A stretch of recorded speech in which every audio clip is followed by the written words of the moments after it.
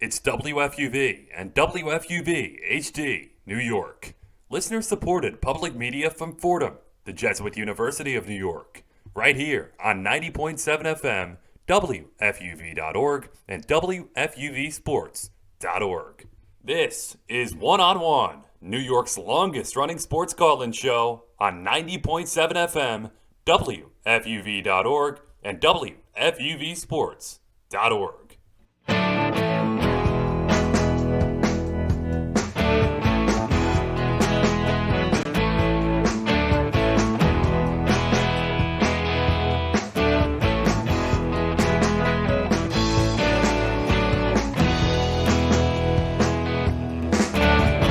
Welcome into another edition of New York's longest running sports call-in show, one-on-one here on 90.7 WFUV, here on Facebook and YouTube as well, alongside Andrew Galata. I'm Chris Hennessy. We'll be welcoming in Kelly Bright to do some headlines later, and Alex Walls, as always, keeping us on the air. Good afternoon, good evening, I should say, Andrew, on this almost championship Sunday.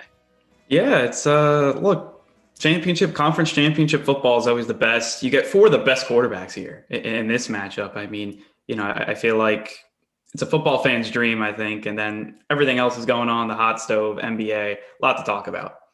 Definitely a lot to talk about. We're going to start off with the conference championship games, as you mentioned, four of the absolute best quarterbacks, not only this season, but in all of the NFL. In Pat Mahomes against Josh Allen in the AFC game, and two Hall of Famers, Tom Brady and Aaron Rodgers, in the NFC game. Lots to talk about there. I got basically whichever way the cookie crumbles tonight, we are going to have a Super Bowl matchup that's going to be very exciting. Yeah, I mean, you talk about these two matchups here. You have like the young guys, the young guns with Mahomes and Allen, and you're going to get one of them that are going to go on to the Super Bowl, and then you're going to get the legend, whether it be Brady or Rodgers.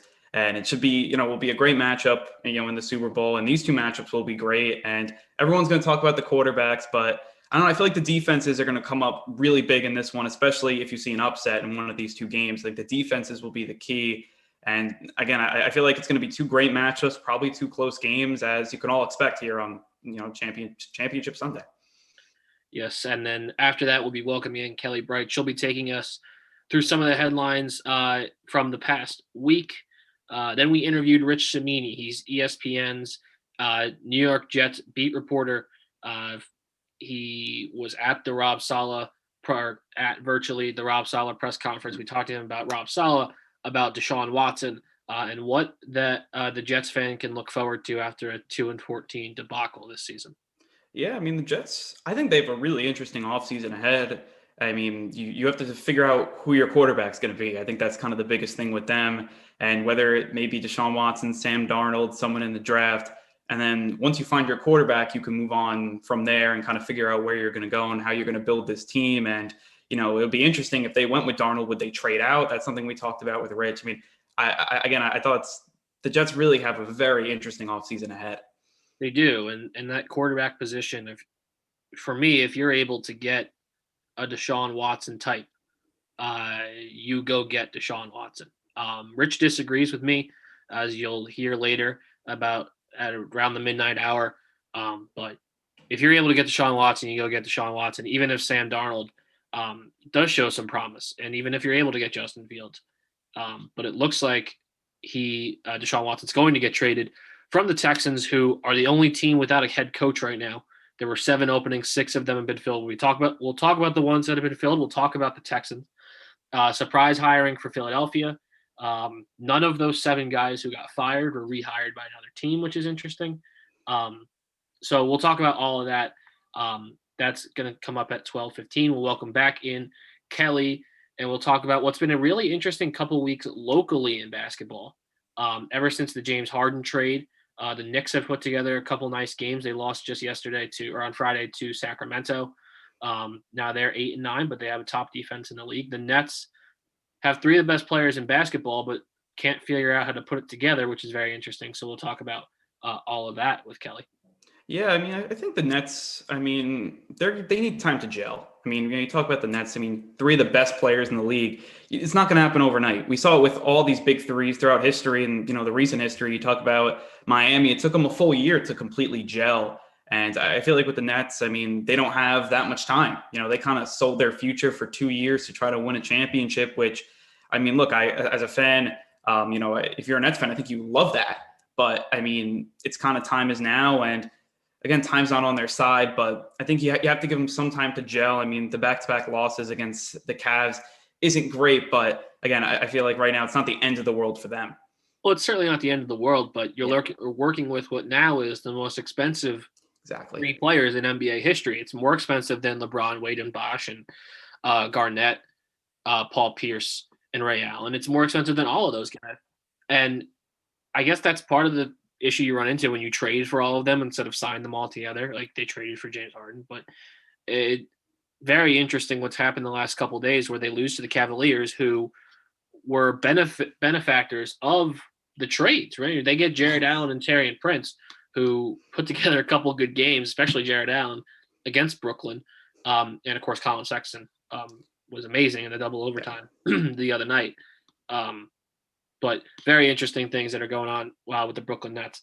We interviewed Mike Mancuso. He's WFAN. That's going to come up at 1:02. Talk to him. We just kind of hit a grab bag of New York sports and a lot of good stuff from Mike. Yeah, I mean, New York sports right now, I feel like you have a lot of teams on the up and up, and we talked about that a little with him. And, it's just a lot of teams are moving in the right direction, especially after these last few years where really besides the Yankees, you've seen a lot of bad teams. So I feel like, a lot of teams on the up and up. You talk about the Islanders, Mets, Nets, all these teams. You like to see progression, and you're getting that. So again, it's definitely, I think, an interesting time in New York sports, and we went into all of that with Mike. And we talked to him about the Islanders and the Rangers. Yeah. After that, we're going to get more in depth with the Islanders, Rangers, and Devils, and the NHL season that is very young.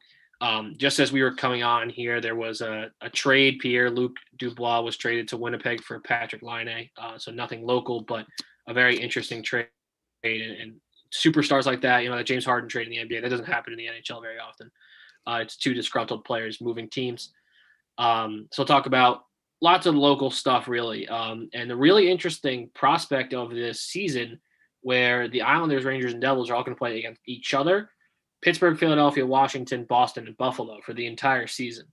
There's not going to be, a travel or anything like that. And then into the playoffs, into the first two rounds of the playoffs.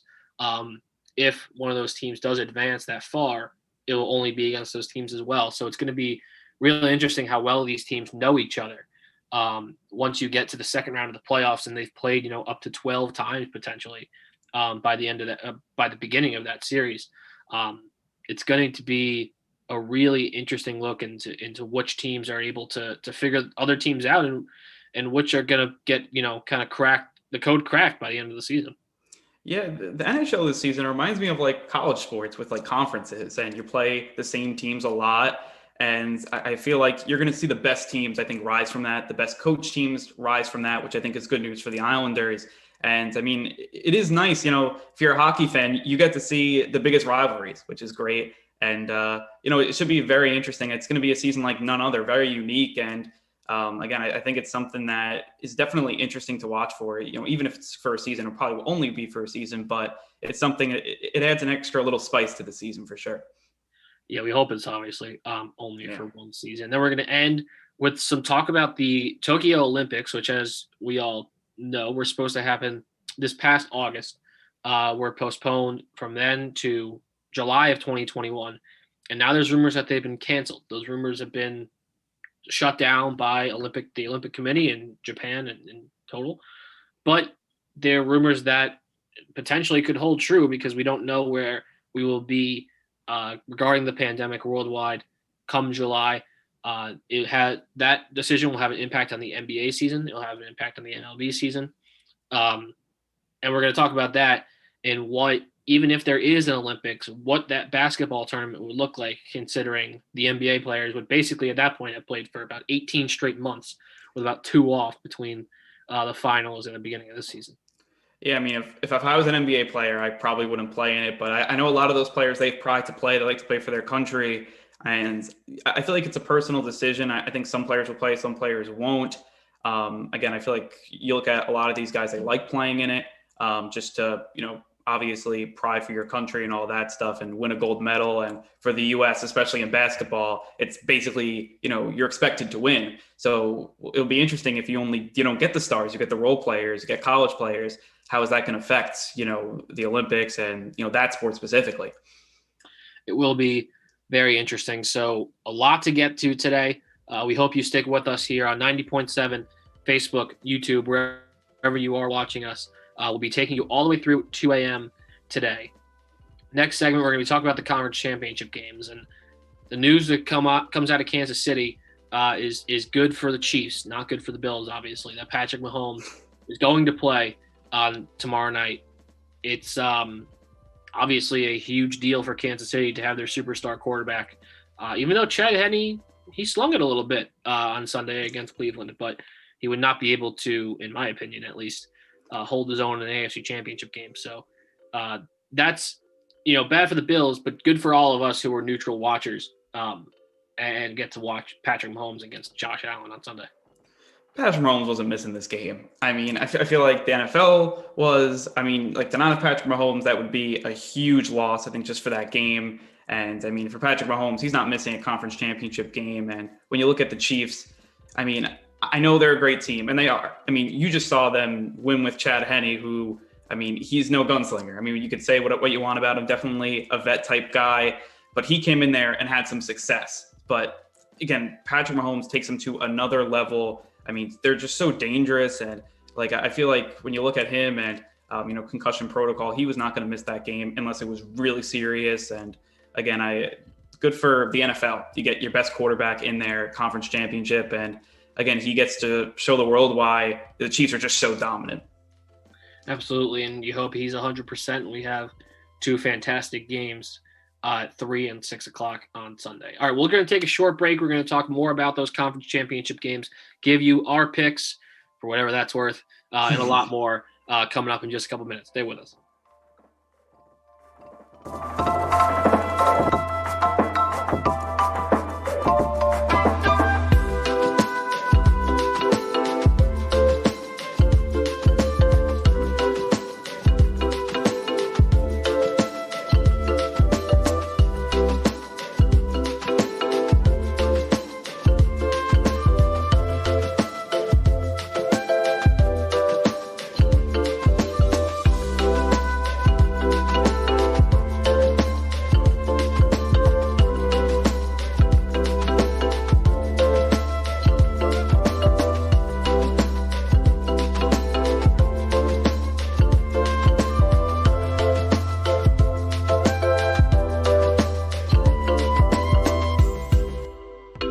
Be sure to follow WFUV Sports on all of our social media platforms. At WFUV Sports on Twitter, at WFUV_sports on Instagram, and WFUV Sports on Facebook and YouTube. WFUV Sports, home to New York's longest-running sports call-in show and the flagship station of Fordham Athletics.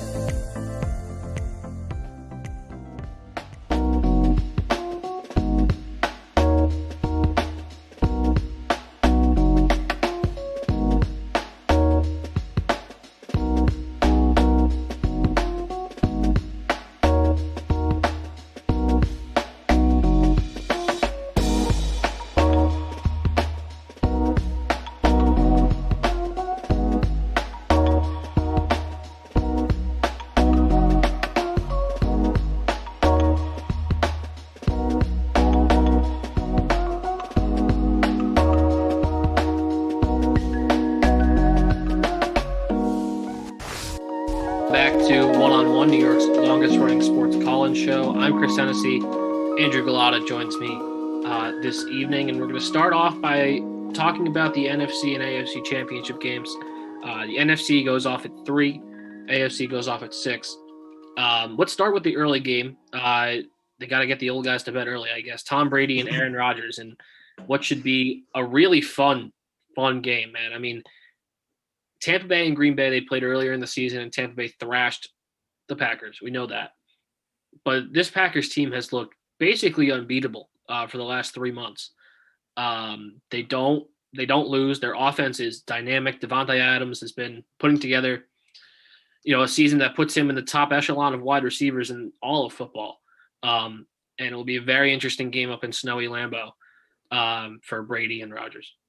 Yeah, I mean, you got the two old guys slinging it, and I feel like you talk about the two great QBs and, all the MVPs, the Super Bowls, but you look at these two teams as a whole, two very complete teams. You talk about Green Bay. I mean, the way Rodgers is playing, is great. You have Devontae Adams, who's, been just so good, but their running game has also been really good. What they're doing, with Aaron Jones, AJ Dillon, Jamal Williams, and that defense is playing really good too. People forget that's a top 10 defense, what they're putting out there. And then you look at Tampa Bay, everyone talks about Tom Brady and that dynamic offense. You talk about all the weapons, but I mean, that defense played outstanding last week. You got to give them a ton of credit, beating the Saints, getting 4 turnovers on a team that doesn't turn the ball over a lot. And they won that game for the Bucs. It wasn't Brady, in my opinion. It was more of that defense. And again, they're going to have to play a very similar game, I feel. They're going to have to turn the ball, get turnovers. You're going to have to create short fields, and you're going to have to run the ball well because Leonard Fournette ran the ball really well too. So again, I feel like you got two very good teams, very complete teams, which will make this game, I think, even more interesting. Yeah, without a doubt. And I think that the two guys you have to look for are Devin White and Levante David, who are two of the best linebackers in football when they're healthy and playing together, and they are right now. And for Tampa Bay, Devin White has that interception that seals the game, or the one before the one that sealed the game against the Saints. And those guys are hard-hitting linebackers who are good in coverage and good against the run. And if those guys are able to bottle up Aaron Jones, then you're just one-on-one with Devontae Adams hoping to score more points than one guy, which maybe they can do. But now Antonio Brown is out for this game as well for Tampa Bay. That's not helpful, but I think that they've shown throughout they got the depth there that they have the depth. Yeah, right? They have the depth. Gronk can't move like he used to, but he's really big and could just stand in the middle and put his hands up. It doesn't really matter. Excuse me.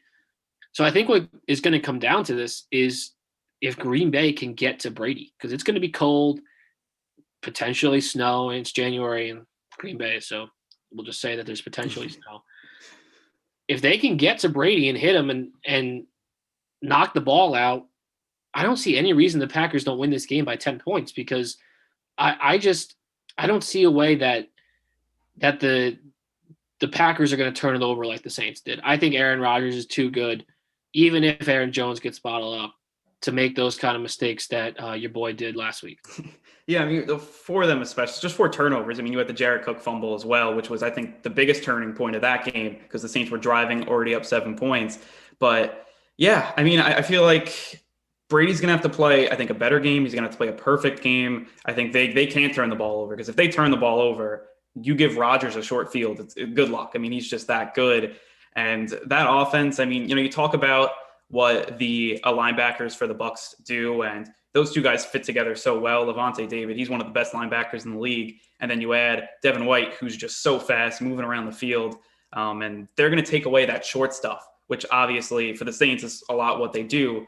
For Rodgers, they're throwing the deep ball. And he can not only hit Devontae Adams, he's shown he can hit Alan Lazard. He can hit guys like Marquez Scantling, MVS, and what he's doing.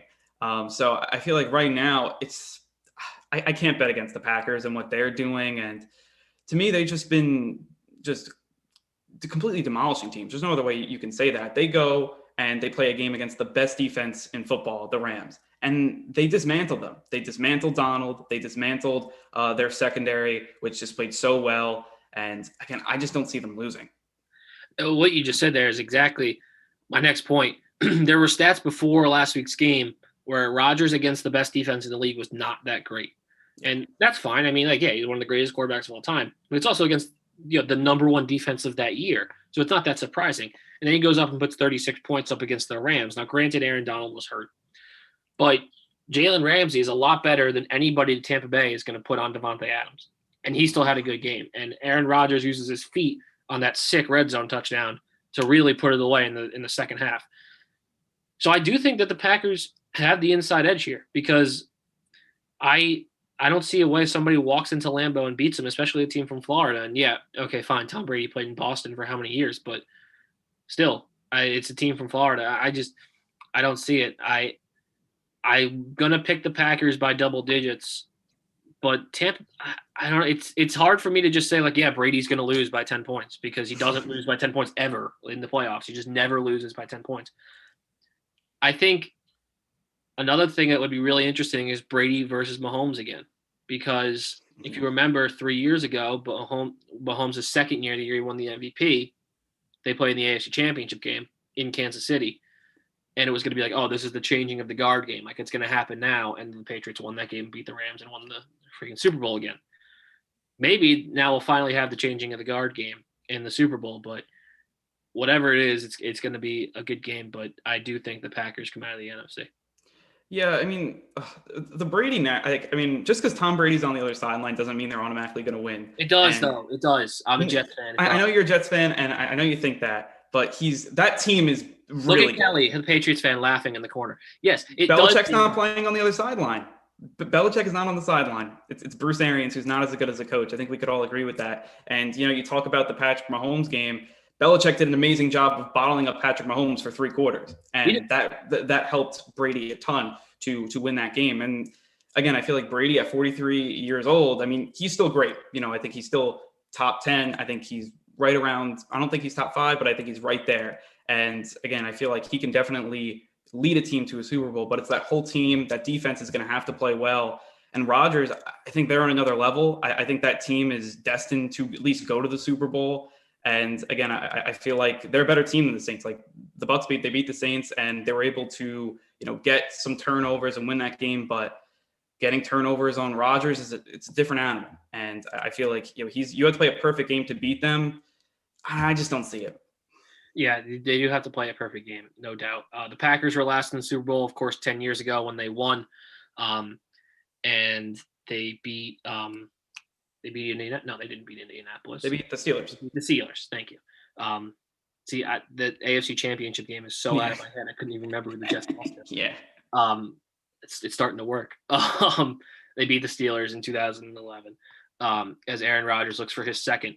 And speaking of the Jets, Mike LaFleur is the brother of Matt LaFleur, is not going to be the offensive coordinator. So if you're a Jets fan and you've had nothing to watch in January for the last 10 years, this is going to be I'm going to watch this game in a more intent way than I would have if Mike LaFleur wasn't the offensive coordinator, because the Shanahan offense is everywhere, right? It's in basically at every team in the league at this point.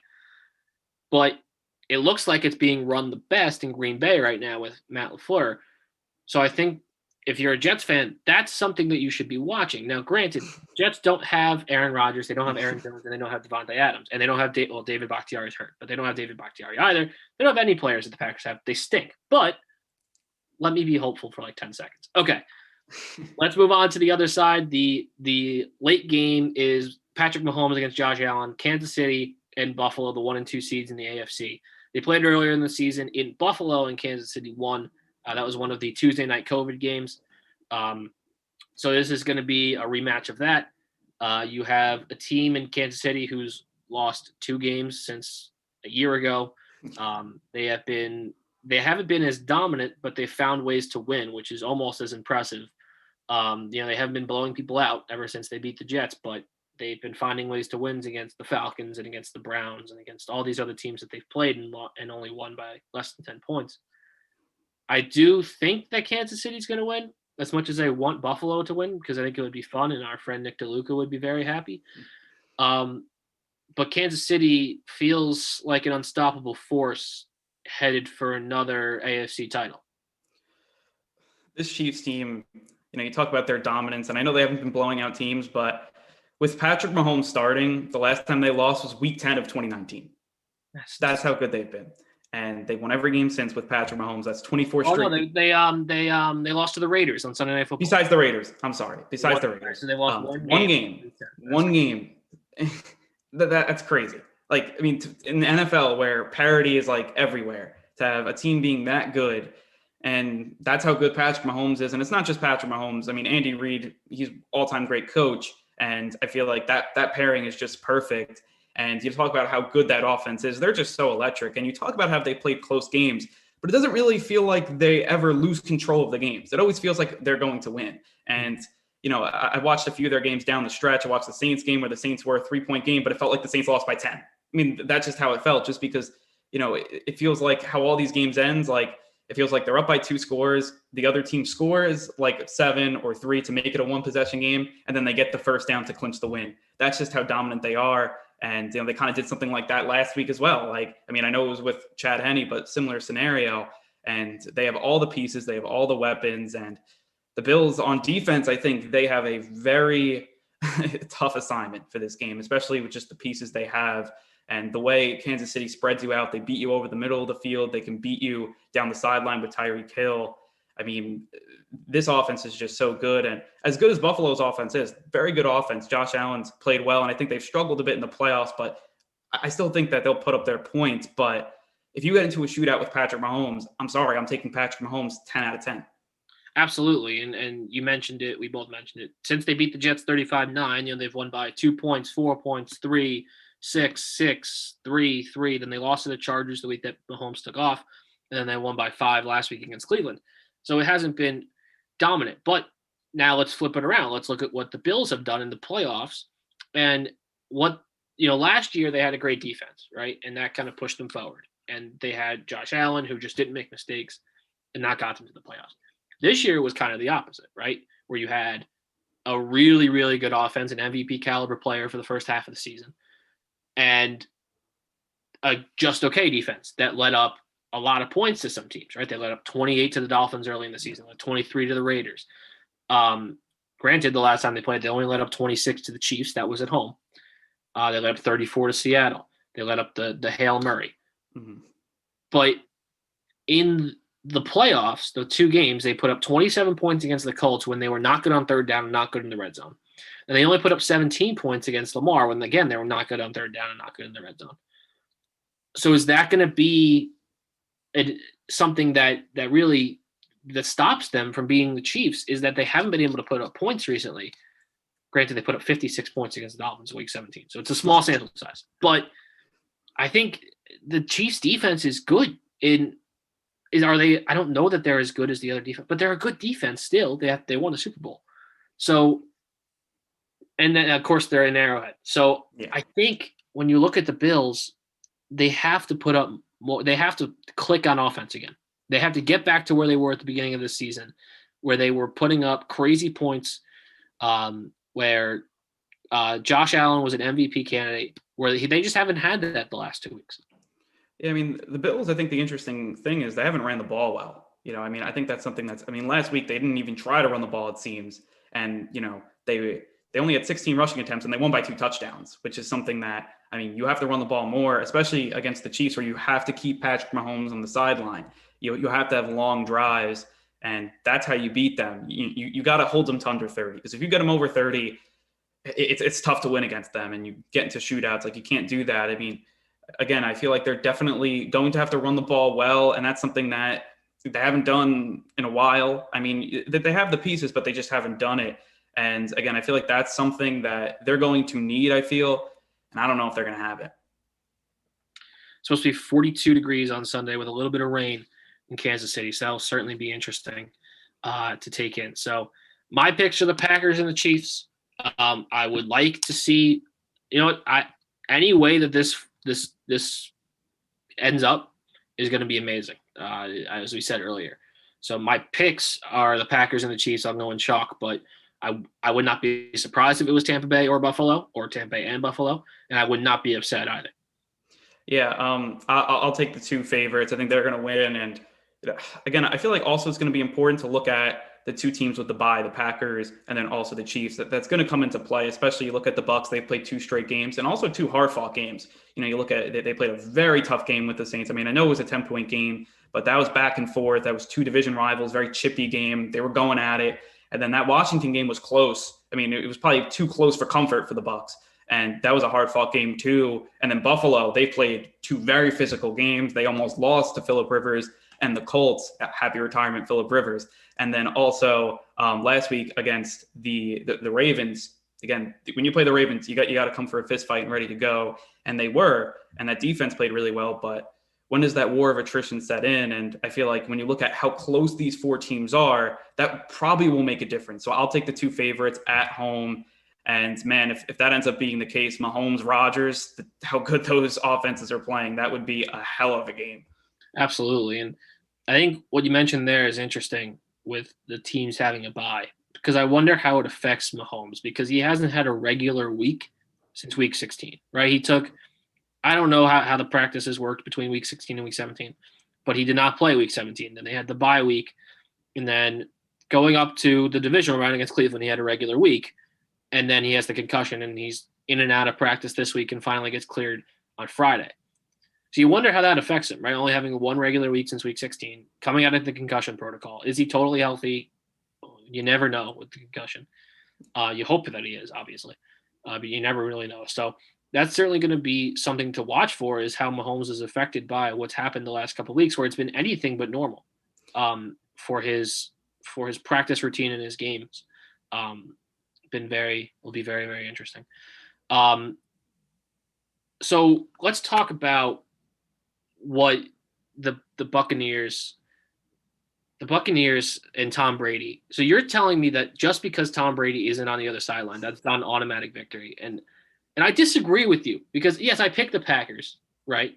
Yeah. But look at the Bucs from last year to this year. It's Jameis Winston, who can throw the ball, right? The 30-30 season that will go down in infamy forever. And then this year, there are basically no new offensive weapons. Like Antonio Brown in a couple of good games. Gronk has not been much of anything. So it's been the same offense, basically. They're 11 wins. They won their first playoff games in 2002, and now they're 1 game away from the Super Bowl. It's hard for me to believe that they're just going to like lay down and die because the Packers are better. Like Tom Brady being on this team makes an impact on it. They're not going to lay down and die. Like, they're a good team, and I feel like they've gotten better year to year. I think that defense got a lot better. The secondary got a lot better. I think their offensive line got better too. They drafted the rookie right tackle. He's been just lights out. Tristan Wirfs. So I think they have gotten better. And Brady's obviously better than Winston, and the way Winston was playing in that 2019 season. Like, I'm not doubting that. I'm just saying, just Brady, I don't think he's not the best quarterback in the league anymore. And Rodgers is playing better. And to me, I think that offense is better. And just, I don't know, the way Brady looked last week. And I think you have to give credit to the Saints secondary, because I think the Saints secondary played really well. But he didn't look that great with even a lot of time, because I feel like they did a good job. And, the offensive line, they kept him pretty upright for that game, only 1 sack. And he only threw for 199 yards. He threw 2 touchdowns, but they were on short fields. He didn't look that good. I mean, look, he looked better than Breeze, and that's why he won. And he didn't turn the ball over, which is great. But even though he was very close to having 2 picks in that game, if Marcus Williams gets, 2 feet down, he only gets 1. And if Chauncey Gardner-Johnson, it skips into him. So if it's just a little higher, goes back and forth, it's a different game. I don't know. Brady, he doesn't scare me as much as he did. I know Jets fans, they have PTSD, but I feel like he's beatable.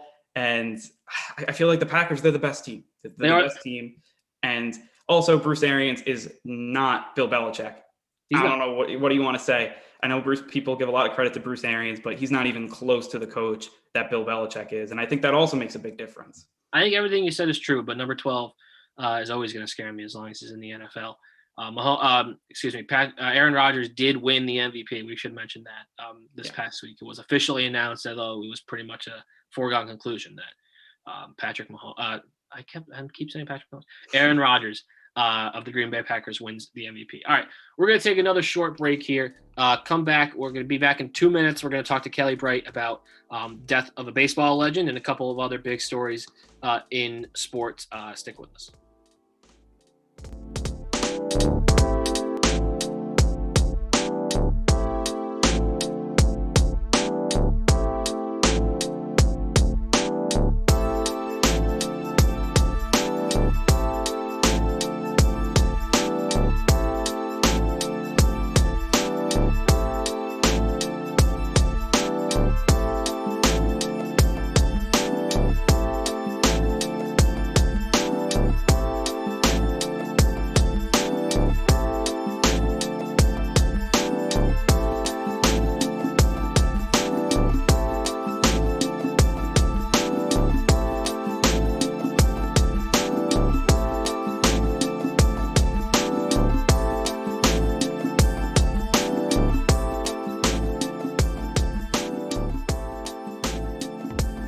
One-on-One has a brand new YouTube channel. Subscribe to WFUV Sports to catch our simulcast Saturday nights and get notifications so you never miss another show. Miss the show? You can find on-demand segments, interviews, and highlights every week. WFUV Sports, home to New York's longest-running sports call-in show and the flagship station of Fordham Athletics.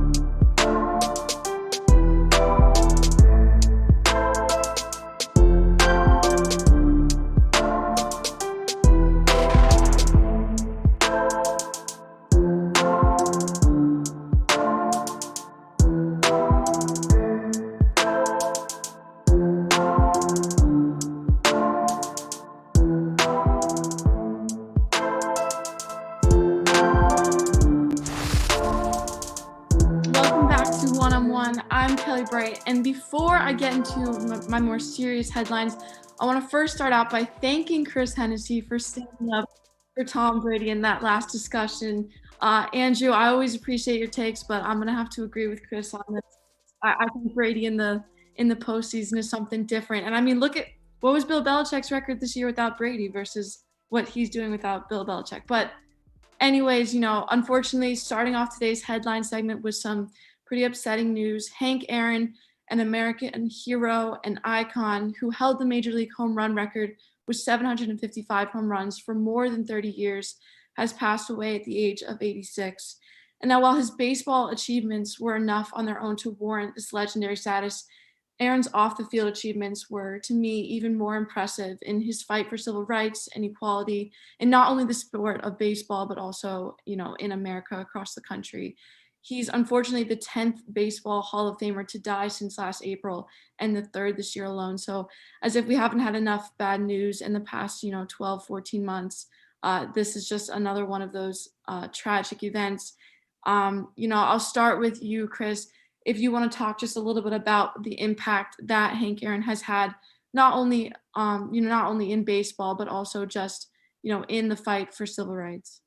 Yeah, I don't think I could have said it any better, Kelly. I mean, talk about a big sports day. It doesn't get any bigger than this in baseball in terms of deaths. Hank Aaron, 755 feels like a record that's not going to be broken without an asterisk next to it. The fact that we've had a lot of really, really good baseball players and home run hitters to come through in the last 60, 70 years, whatever it is, 50 years. And only one gets over 755 and there's a giant asterisk next to it. Feels like that's an unbreakable one that does not get mentioned, along with 56 hits in a row and whatever else are the unbreakable records in sports. But I think you said it best. I mean, there are a lot of things outside of baseball that he should be commended for and has been commended for over the last 24 hours, including his fight for civil rights and growing up in the Jim Crow South, and then going to they started in Milwaukee. He started in Milwaukee, but the team obviously ended up moving to Atlanta, the Braves, and playing in the South again and chasing a white guy's record. Babe Ruth's, 715 home runs was never done before, and it was Babe Ruth, and the scrutiny that he went through to break that record and then hit 40 more. I could not have said any better, Kelly. An absolute legend. Yeah, definitely echo what you guys said, and I mean, he's a trailblazer. I mean, definitely, a guy just a hell of a baseball player too. He made 24 All-Star games in only 21 seasons. So I'll just say that he had more All-Star game appearances than seasons played, just because there were actually 2 All-Star games played back in the 50s. But that's how good he was. And it wasn't just a home run hitter. He was also an amazing hitter too. Just overall, just to me, one of the best hitters in all of baseball history. 3,771 hits. I mean, hit over 305 in his career, most RBIs in history, hit 300 or better 14 times. I mean, and then to deal with all that stuff off the field too. He was getting hate mail. The Braves had to hire somebody to sift through all of it and think about how you have to then change to baseball and then just dominate, completely dominate pitchers. I'm speechless because that's how good he was. The most extra base hits of all time. Think about that. There's a lot of, I mean, talk about home runs, and home runs, only so many people can hit 50 home runs in a season. The most extra base hits in the history of baseball. That's unbelievable. Yeah, it truly is. And you just think like Chris, you mentioned how many great players have come since him. And, he's still number 2 in at-bats behind Pete Rose, number 3 in hits, in addition to the stats that you guys just mentioned. And, I always go back to, I've watched now multiple times Vin Scully, our very own Vin Scully's call of him breaking that record in 1974 with that 716th home run. And on air, in the spur of the moment, Vin Scully says, "What a marvelous moment for baseball. What a marvelous moment for Atlanta and the state of Georgia. What a marvelous moment for the country and the world. A black man is getting a standing ovation in the Deep South for breaking the record of an all-time baseball idol. And it is a great moment for all of us." And I think that truly encompasses, just how legendary he has been, what an inspiration he's been for, minority players and everyone who's come since him. And, Andrew, you mentioned, the hate mail that he used to receive. And I've just read so many stories in the past 24 hours about what he had to go through during that time, so many, it really wasn't that long ago. We're talking like the 1970s. That's not that long ago. And, I read somewhere that he had 930,000 pieces of fan hate mail, within that 20 span year of a career. And at one point they had the FBI hired 2 Atlanta police officers to sit in the stands while he was playing, just in case someone were to put him, were to come out and do something dangerous. So just the fact that he was able to play with such strength and, respect and bravery. And then, like you said, and perform so well, despite all that pressure he was under. I think it's just, it's truly inspiring. And, he went on to do so many amazing things after baseball. Him and his wife, Billy, they were part of the NAACP Legal Defense Fund, which is a nonprofit that, seeks structural changes in our society, and they promote racial justice and equality. And he was honored with the Thurgood Marshall Lifetime Achievement Award in 2005. So, long after baseball, he still continued to make an impact on other things. And it's truly, it's crazy to, think about all he's done and where we are today, now looking at, the events of the past few years and how there is starting to be, again, this push to re-examine where we are as a country and how we approach diversity and things like civil rights. We have come so far, but, as we've learned recently, you see even just some of the tragic events of, the summer of 2020, how far we still have to go as a country. Yeah, you're absolutely right, Kelly. I couldn't have said it any better myself. No, yeah, for sure. And, I think it also shows that like sports icons, like they could definitely be a change off the field too. And like, I mean, he's a guy that's just larger than life. I think you could say that. And like, even in his later years, like he would be able to take interviews. Like for example, when Tom Seaver passed away with the Mets, he sat down with like a Mets beat reporter for like over an hour to talk about Tom Seaver. Like he didn't have to do that. The guy was 86 and he did that because he's just larger than life figure. And I think that's the best way to describe him. Yeah. And I think, a great transition just to show, some another trailblazer, even today. We've had a lot of great stories in the past few weeks about women in sports. And, I think it's really important to talk about these positive stories, especially, earlier this week, we had the whole, horrible report coming out of the MLB, with dealing with some inappropriate behavior towards women in sports. So I think it's really important this week to highlight some positive things, starting with Jennifer King. She made history this week. This young trailblazer is now the first full-time Black female coach in NFL history after the Washington football team promoted her to a full-time offensive assistant earlier this week. She spent this past season there as a full-time intern working with the running back coach, Randy Jordan. Obviously the Washington football team playing in the NFC East, they won their first NFC East title since 2015. Now, wasn't great competition, but still great for their team. And they found success in that running game. Antonio Gibson and JD, they developed into a solid dynamic 1-2 punch at the position. So, she's definitely has the resume, has the credentials to deserve that position, but it's definitely a really cool hire to see. I don't know if you guys, I'll start with you, Andrew, talking just about some of, this is a positive hire in the NFL coaching world, which we've seen some criticism this week about the lack of diversity in coaching. But do you see this as maybe being a positive step in the right direction? Yeah, I mean, it definitely is. And I mean, Jennifer King, she definitely deserves it. I mean, she spent 3 years as an intern. And like as a college student, think about spending 3 years as an intern and then just to get to that position. And she's obviously done a great job because you look at Antonio Gibson, JD McKissick, they're two guys that younger players, and they've progressed a lot over the last year. And the Washington football team, they lean on their running game. And she's obviously a big part of that. She definitely worked with them. And obviously, she, even before that, she was in coaching clinics for like 5 years as well. She was a wide receivers coach in the AAF. Like, that resume is definitely great. And, it's just, we'll see what happens here. She's going to be an offensive assistant. I bet she'll have success just looking at her resume.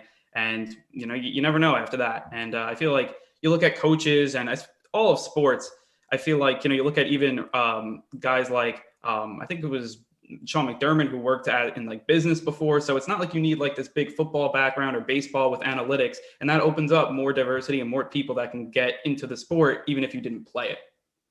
Absolutely. And she did play. She was a professional women's football teams from 2006 to 2019.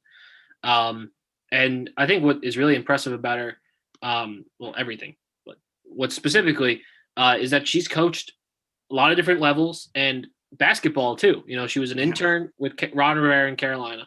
She, as you mentioned, Andrew, she was in the AAF. She was an offensive assistant at Dartmouth College. And before all of that, she served as the Johnson and Wales Charlotte women's basketball team from 2016 to 2018 and won a USCAA Division II national championship. And she was an assistant for the Greensboro College women's basketball team for 11 years before that. So she knows how to coach, and that's just as important, if not more important than knowing football, is how to coach people.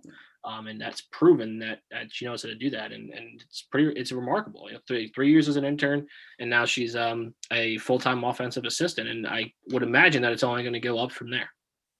Yeah, it's just so cool to see. And it's awesome when you have someone hired in this position and for a fact that, this is an example of somebody who completely deserves that position. And it's not just a publicity stunt. It's legit. And she's going to pave the way for so many, young girls, young women, in the future. And you look at the NFL, over of 20 job openings over the past 3 years, just 3 were filled by minorities in the league. That has more than 70% of their players are minority players. So, it's not a great message for the league to say, you can run, catch, throw, tackle, you can be athletic, but, as far as leading and being strategic, we're going to hand that off to somebody that looks a little different than you. And so I think this is going to be a very important message to send, not only is this someone who's Black in a position of power, but also a woman. And another woman who's trailblazing and making headlines, Sarah Thomas. Next month, she'll become the first woman to officiate a Super Bowl as a down judge for the referee crew at Super Bowl 55 in Florida, which is very exciting. Now, Sarah Thomas has been someone who has had a lot of firsts. She was, first woman ref to be hired by the league. First to ref a bowl game. In college with the Big Ten. First woman on-field official in an NFL playoff game during the Patriots and Los Angeles Chargers game. So she's just been, again, like another trailblazer. She's just opening doors for so many other people. And I feel like officiating is something like coaching, where anyone, if they put the work in, they're dedicated, they learn it, and they have that presence. Like coaching, they don't have to have played the game at the NFL level to be successful in that position. So I think that's going to be really cool to see. I don't know if Chris, will start with you, if what that means to the league, even though it's not a coach, just having a female ref on the sideline during Super Bowl, and how that dynamic's going to be with her making decisions surrounded by these very masculine and powerful men. I think it's awesome. I mean, it's a long time coming. You kind of figured that she would be the one who did it. As you mentioned, the first Thomas was the first female ref in NFL history, and now she's the first female ref to officiate a Super Bowl. So that's kind of the progression, right? You start as a youngster, and then eventually you work your way to the Super Bowl, and it's amazing, and it's going to be great to see her reffing a game. You obviously seen her on TV on Sunday, and there's more female refs now than just Sarah Thomas, but it's great again to see that kind of diversity and change in what a traditional role, different than what we traditionally would think it would look like. Yeah, I mean, I'll just say as a Saints fan, I know about bad refs just from, past with the Rams game. And she actually did the Saints game last week with the Saints and Bucks. And I thought she did a wonderful job. And, as someone who could be, I think, a little critical of refs just because of what happened, I think she definitely deserves it. And, I feel like when you're a ref for so long, I mean, I think that, as Chris said, it's like the natural next progression. And again, definitely, I mean, I think she'll do a great job. I mean, look, when you've been doing it for so long, Super Bowl, again, it's just, at the end of the day, another football game. And it's definitely a big step forward, though. And again, like now there's more female refs and, you break that barrier and then everyone starts piling through. So again, definitely great news. Yeah. And, you just mentioned, ref criticism. Obviously, it's one of the hardest jobs in professional sports because no matter what decision you make, 50% of the people watching the game are going to hate you. And 50% of people are going to think you're an idiot. And you're going to get all this, these very, scrutinizing looks and comments. Do you think her being a female ref is going to mean that the stakes are higher and that she's going to get more criticism? If you look at Sarah Fuller, who became the first female to score points in a Power 5 football game as a Vanderbilt kicker, the backlash that she received online by so many people, judging and critiquing every small, move she made, including her first kick, which was a squib kick. Everyone saying, oh, that was supposed to be a, kickoff and she messed it up. And all these like comments just because she's female. A lot of guys coming out and saying, oh, I can kick a field goal, 40-year-old men who've never played a sport in their lives. Do you think, is there that extra level? Is there that extra layer where, a female in one of these positions has to prove themselves a little bit more? I think it's possible, but I think in this situation, she's done nothing but prove herself for many years now. And look, if there's, a wrong, offsides, down judge. So if there's a wrong offsides call that ruins the Super Bowl, we'll be talking about it no matter who it is, I think. But it's certainly possible. I'm not going to rule it out, but I think that over the last few years, not only Sarah Thomas, but all the female officials have done nothing but prove that there's no reason that they can't. Yeah, I mean, there probably always will be haters. And you talk about the Sarah Fuller thing, like she executed that squib pick perfectly, and like stuff like that. And then people like, oh, I can kick a field goal. Like probably you can't, because I remember even with the Bears, when Cody Parkey missed like the 30-yard field goal to send them to the next round. I forgot who it was. Maybe it was Barstool or something. They basically were on a football field and just told fans, come on, let's see if you can kick the field goal. Nobody made it. So, haters will always hate, but at the end of the day, I mean, when you're overqualified for something and you get this, I mean, to me, I think she'll do a great job. Yeah, definitely. And these two names that I've mentioned, Jennifer King and Sarah Thomas, they're just two names in a long list of some impressive and groundbreaking hires that we've seen in the past year. We look at 2020 and everyone always thinks of, very negative things, and rightfully so, but there have been some sparks. Becky Hammon in the NBA for the Spurs, she became the first woman to act as a head coach when Greg Popovich had to sit out. And, Bianca Smith just recently becoming the first Black woman to coach in Major League Baseball with the Boston Red Sox. And that's coming just months after the Miami Marlins obviously hired longtime baseball executive Kim Ng as their general manager, making her the MLB's first female GM, which is one of the highest positions of power in professional sports.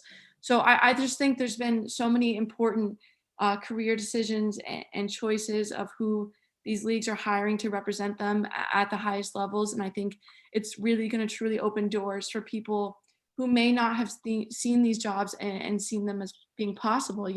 I think it's so huge to see somebody who looks like you working those positions, who's getting that respect. And I think I think it's going to inspire a generation that's already starting to break boundaries and shatter ceilings. And I think all of these moves are going to be very impactful for the generations to come, especially for women in sports. I think that Becky Hammon is a great kind of comparison for Sarah Thomas, because it's somebody who we've seen do the job 1,000 times now, right? Mm-hmm. And the day where the big day comes, it was a big deal. I know we couldn't prepare for the Becky Hammon run because Pop got thrown out of the game. In this one, it's more of a preparation. We're talking about it 2 weeks before the game.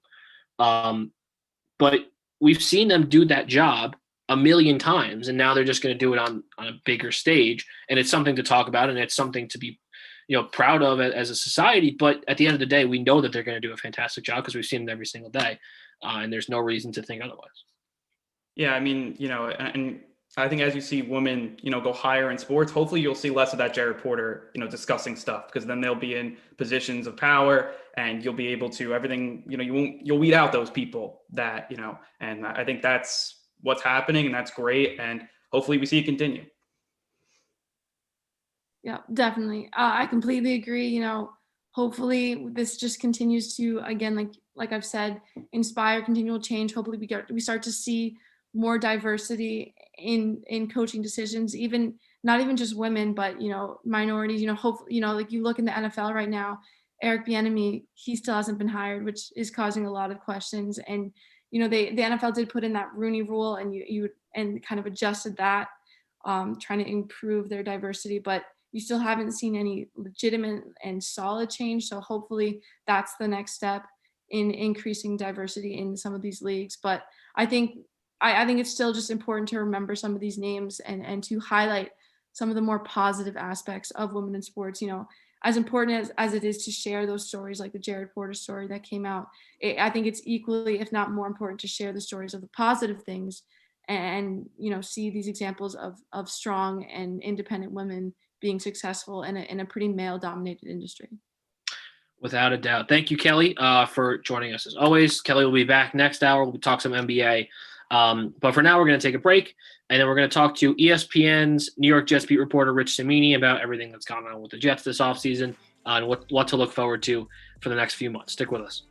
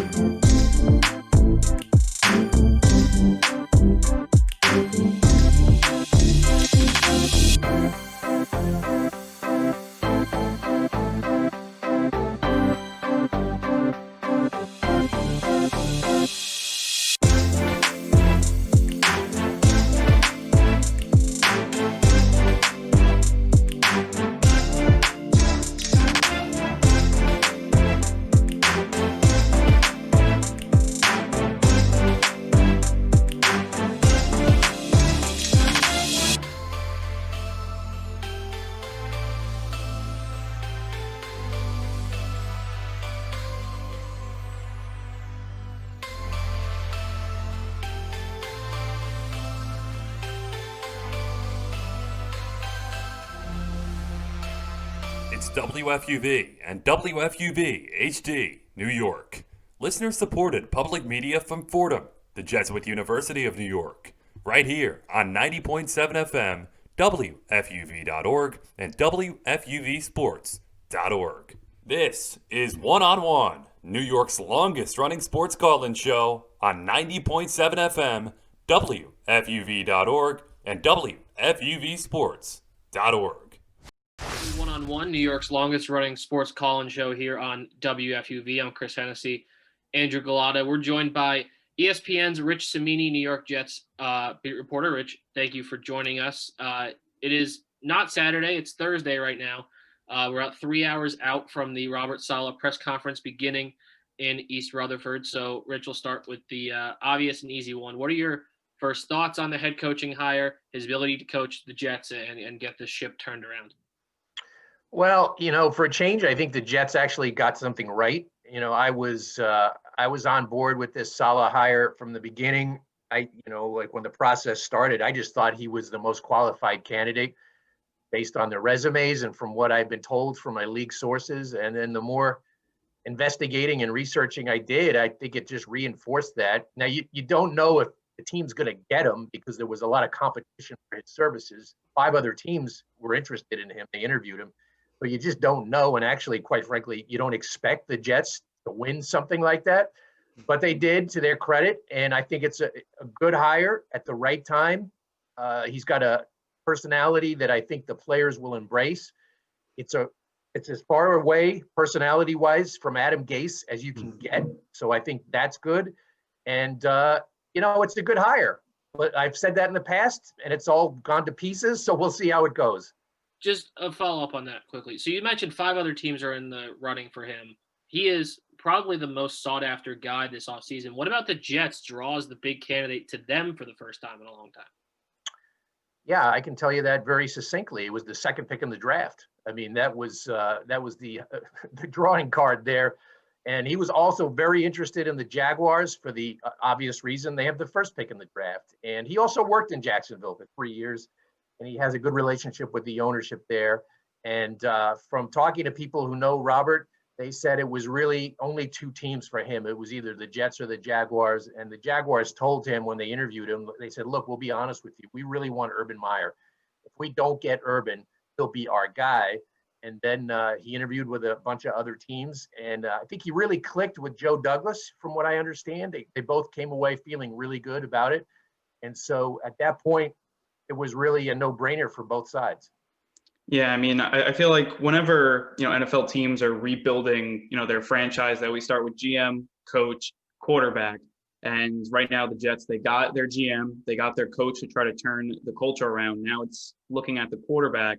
And in the last week or so, we've heard all this news about Deshaun Watson and all of that noise, how he may want out of Houston. And Adam Schefter said the Jets could be a team to watch out for just with all their picks. And, if he wants to pursue a trade. Do you see the Jets going after Watson? What are your thoughts on that? And just like your opinion. They should go after Watson. I wrote a story a couple of days ago about that on ESPN.com. I think they will inquire about Watson if they haven't already.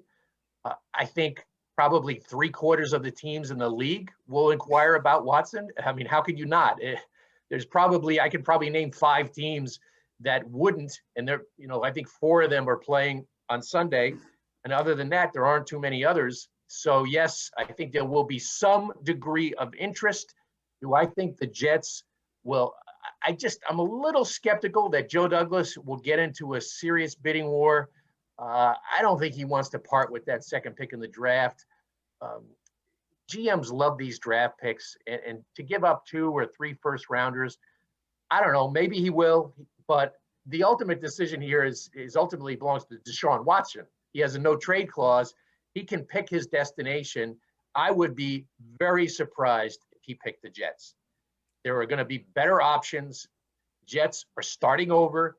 No matter what Richard Sherman says on a podcast, Jets are not a desired location right now. It's just not a winning situation yet. And so I think he's going to have better options. I'd be very surprised if the Jets end up with Deshaun Watson. So Deshaun Watson behind them, the options are down to Sam Darnold, Justin Fields, and Zach Wilson or any other quarterback that they could draft with a number 2 overall pick. Of those options, who do you see under center next September? Honestly, if I had to bet right now, I'd probably say Sam Darnold. I think Joe Douglas likes him. He said that publicly. I believe him. I think Robert Saleh really likes him. Now, he hasn't commented on him publicly, but from talking to people who know Robert, they said he and Mike LaFleur, his presumed offensive coordinator, has spent a lot of time watching tape of Sam Darnold, and they just feel that there's a lot of untapped potential there, that he just wasn't used properly in the previous scheme, and they believe they can get him out of him. Now, whether that means, I don't think that means he's definitely coming back next year. There's a lot to consider.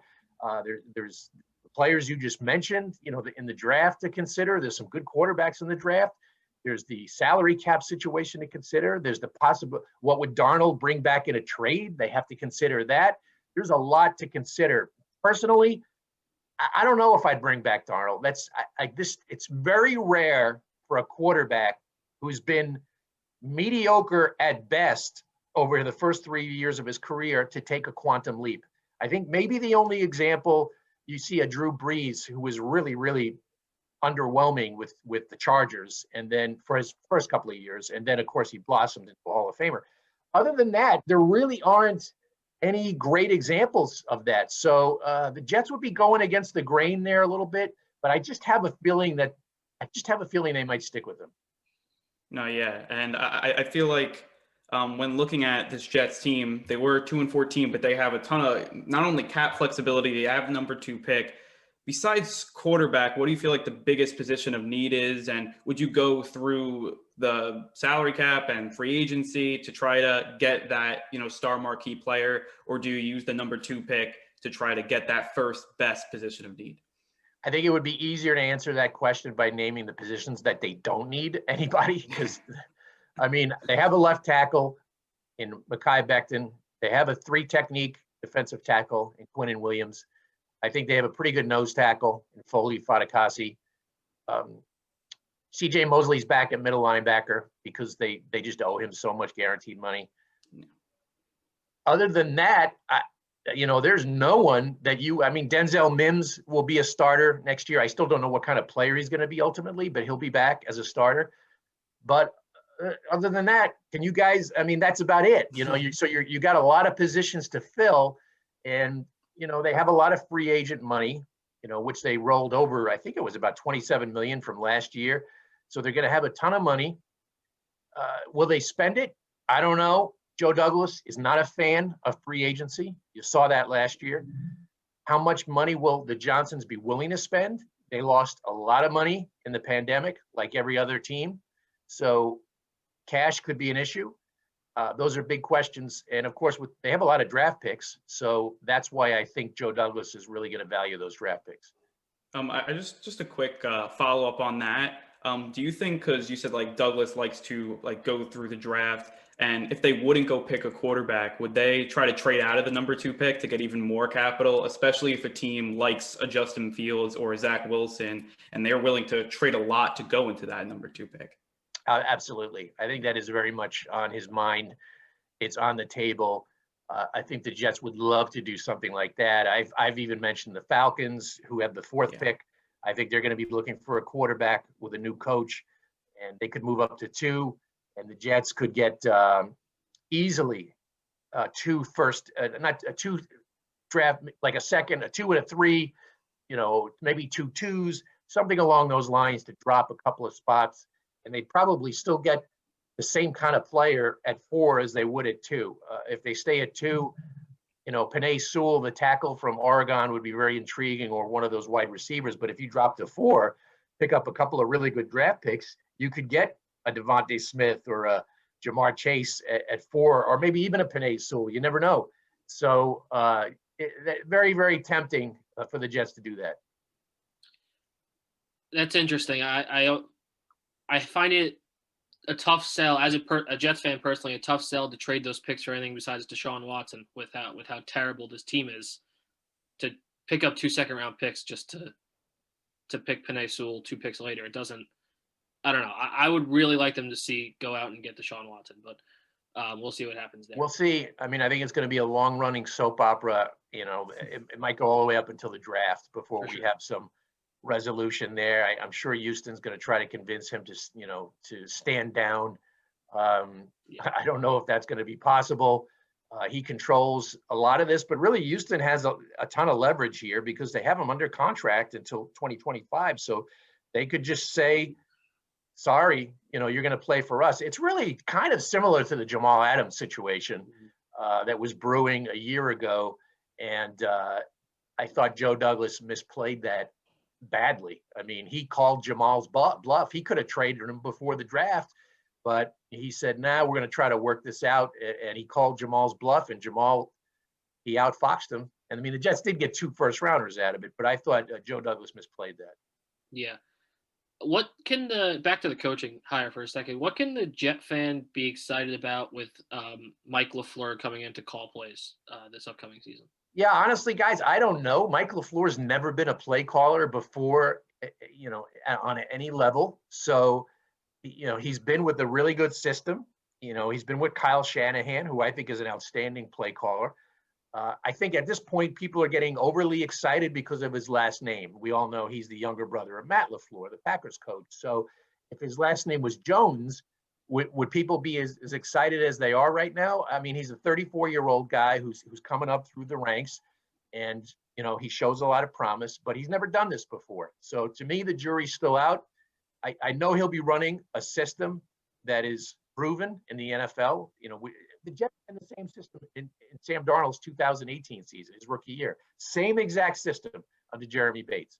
And so they'll go back to that. And Sam showed some promise at the end of the year in that system. But again, Mike LaFleur, a total neophyte when it comes to calling plays. Yeah, and just kind of to piggyback on that, do you feel like Sam Darnold, especially coming off of the Gase era, and obviously Gase was calling plays, well, it's kind of like a flux, I guess. Like, you didn't really know, I guess, who was calling plays, who wasn't. It was just such a mess. Like, at least having someone in there, do you feel like that will just help Darnold try to get better and develop, like, under LaFleur, to try to at least know the playbook? It's the same. And, you're hoping that you find, at least just with coaching, that Darnold gets better. Would that be somewhere that at least the Jets are hoping for he can develop more? Yeah, I do not think he was coached well the last 2 years. I like Adam a lot personally. Contrary to what people might think, we actually have a good relationship. I just don't think he was coached well. I thought the front office did a horrible job of putting players around him. Joe Douglas even admitted that at midseason. They just did a bad job. And so if they put better players around him and they put him in a system that I think is very quarterback friendly, which the Shanahan system is, I think you could see some improvement for Sam. I don't think Sam is ever going to be what everyone thought he'd be. He's not going to be an elite quarterback. The best you could hope for is that he can get to a middle of the league level, like maybe in the 15 to 18 range of quarterbacks, and be kind of a game manager. That kind of quarterback. If you build around him and have a strong defense, he can be that kind of quarterback because he has talent. You've seen him make spectacular plays, either running or throwing. He's got to improve his decision making, and I don't think he reads defenses very well. And so he's going to have to really be coached up. Like I said earlier, you just don't see quarterbacks, all of a sudden go like this and then like that. It doesn't really happen too often in the NFL. You mentioned Adam Gase.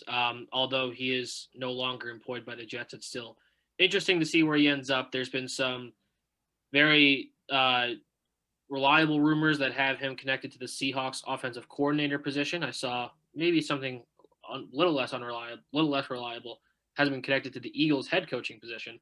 Where do you see Adam Gase ending up at the end of this season? And if it's in Seattle, quite the interesting dynamic between reuniting him and his former safety. He's not going to be a head coach ever again in the NFL. He's not going to end up in Seattle. I'd be very surprised. He did talk to some people in Seattle. I think he knows some people in the building there. I do not believe. I think it was portrayed as an interview that, from the way I was told, it wasn't even an interview with the Seahawks. He was just talking to some people in the building. I do not see that as a possibility.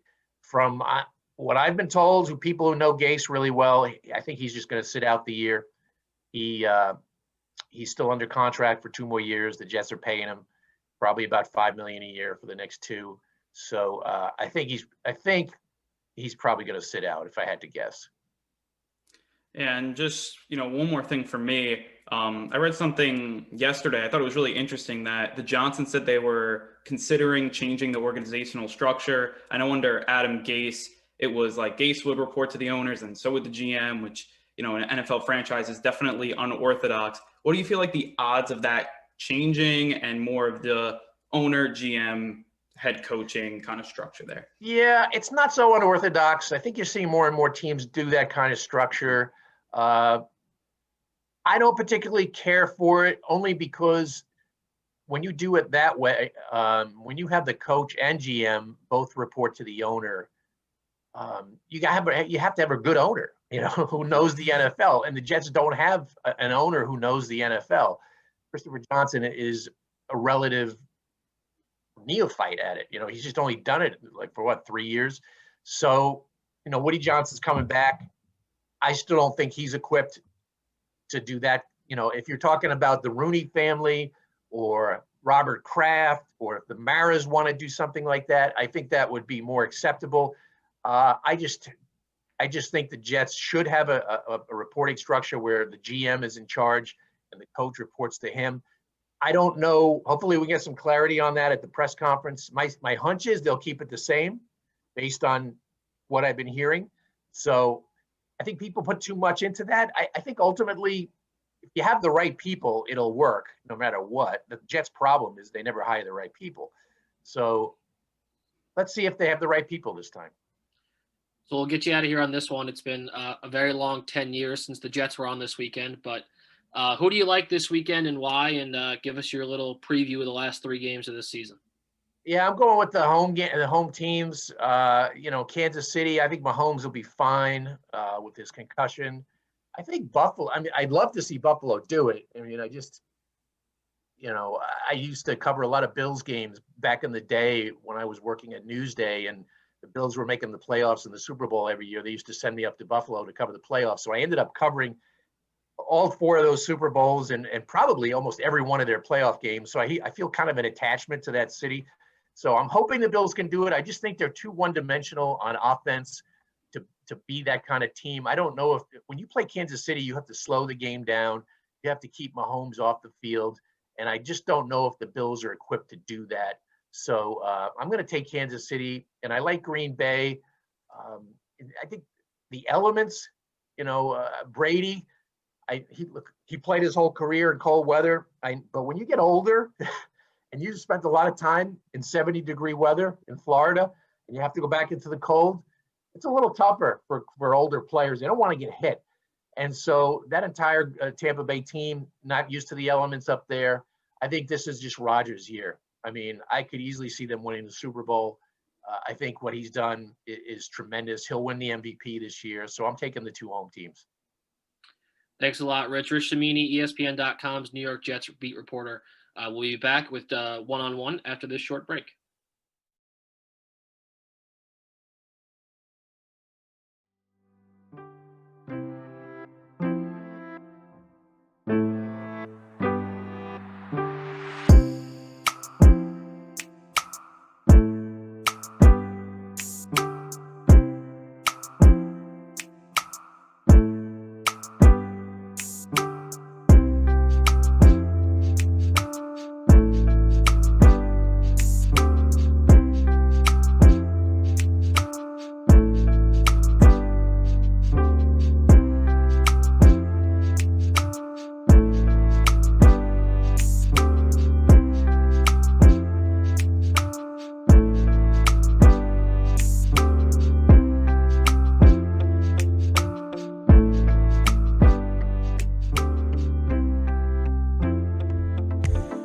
To support the WFUV Sports Department, visit support.wfuv.org to become a member or make a one-time donation. WFUV Sports, home to New York's longest-running sports call-in show and the flagship station of Fordham Athletics.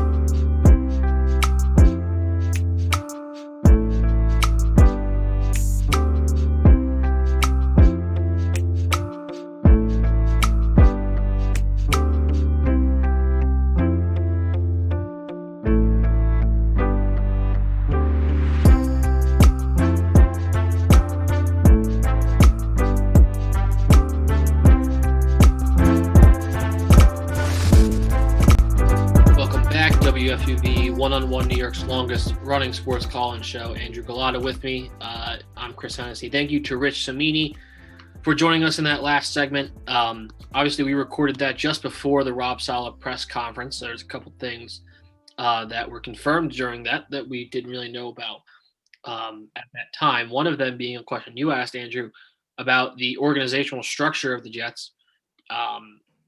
They have changed it where it used to be both Adam Gase and Joe Douglas individually reported to Christopher Johnson. Now it will be the traditional ladder system. So we kind of discussed that with Rich.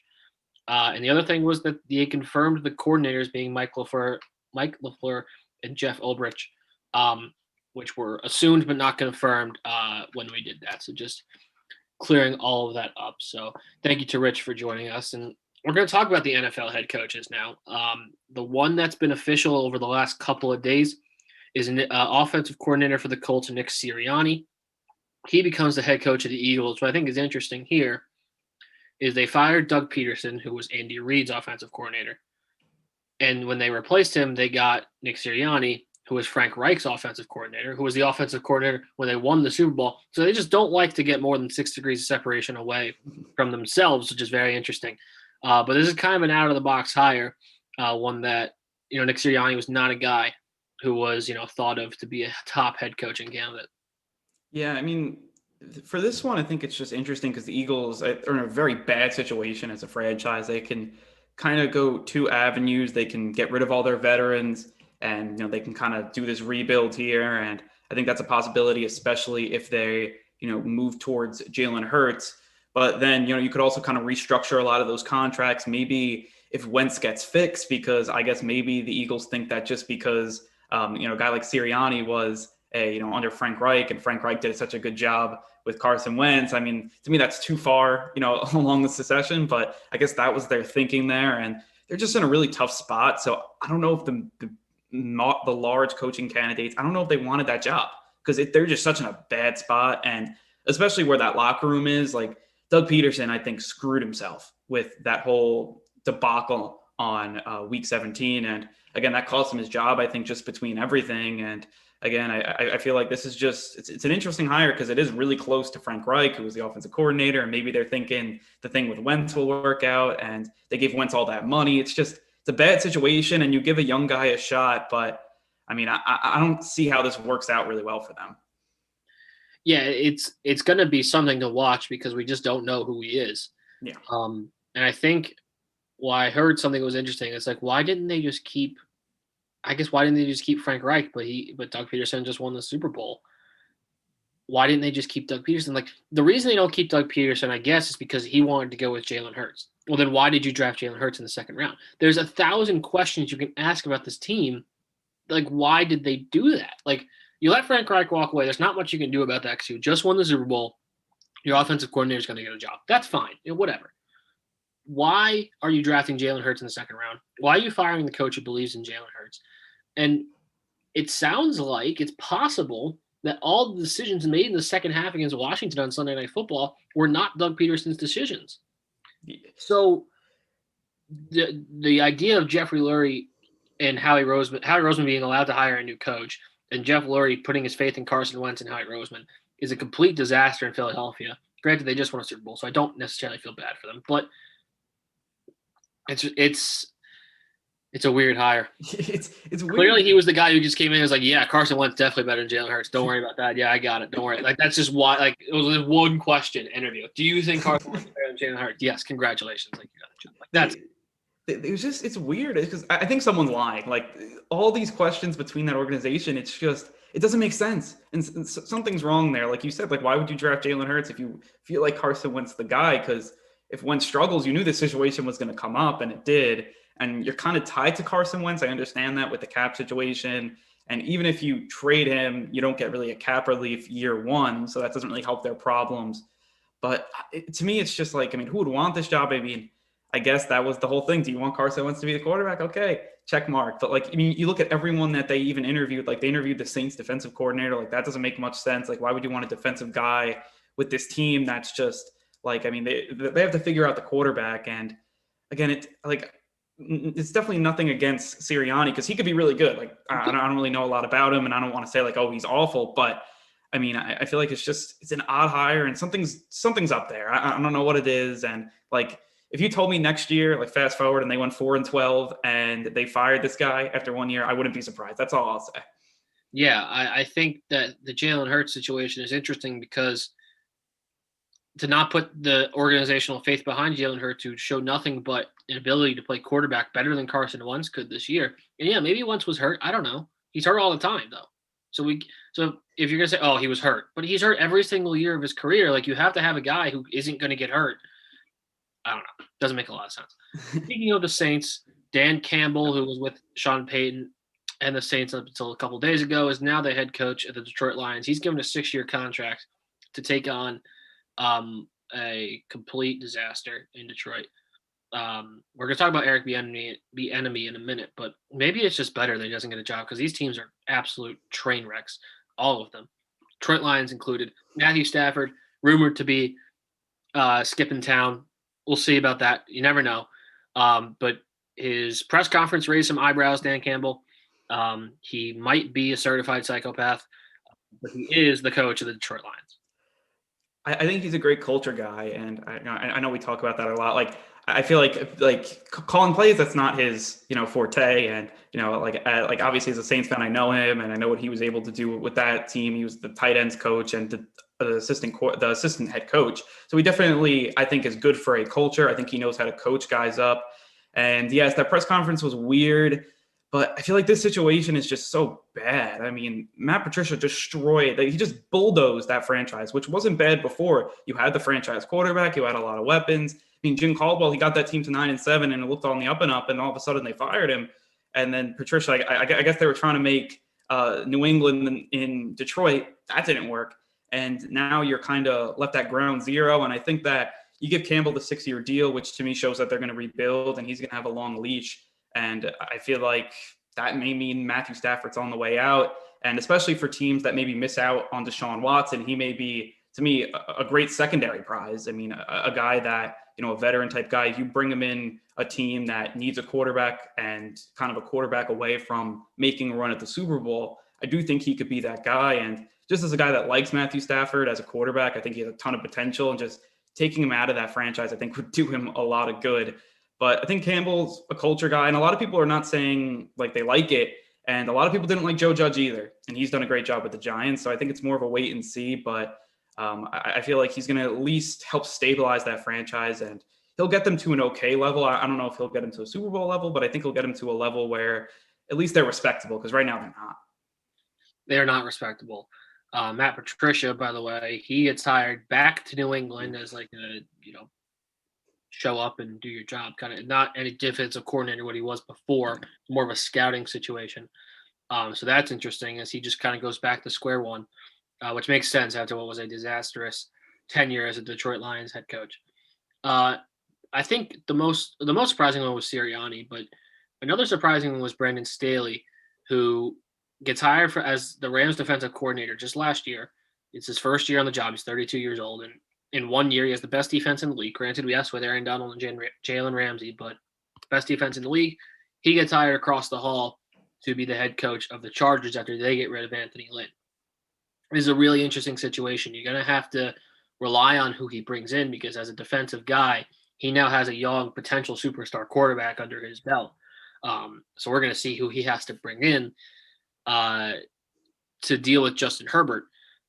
This has a lot of really good potential because of Sean McVay, but you look at Zach Taylor, who got hired very young, offensive guy, to Cincinnati. In his first year with Joe Burrow, it was good, but he hasn't been great in 2 years. So Brandon Staley kind of has to reverse that curve for the Sean McVay coaching tree. Yeah, I think it's interesting when, you look at it, just a young defensive coordinator. Usually it's the young offensive coordinator, which is like what Sean McVay started. Everyone's like, oh, I got to get myself a young offensive coordinator. But this is the defensive coordinator. And look at Staley. I know he was only the defensive coordinator for 1 year, but he worked under Vic Fangio, who's a great defensive coordinator in my mind, worked with the Bears. He was the linebackers coach, and he helped draft Roquan Smith, who's been outstanding for them. I mean, Khalil Mack was there as well. So they have a great linebacking group, and he coached them. So, I mean, definitely great personnel, but I think you got to say that coaching was there too. And, you talk about the Rams, and I feel like before this year, everyone talked about them as this offensive powerhouse, and they kind of fizzled out as that, a lot to do with Jared Goff. But I think their championship window kind of is prolonged because of that defense. And you have the best defense in the league, and that'll help you, when trying to win a Super Bowl. And again, I think Staley has a lot to do with that. And again, it's going to be very interesting to see what they do at offensive coordinator. I completely agree.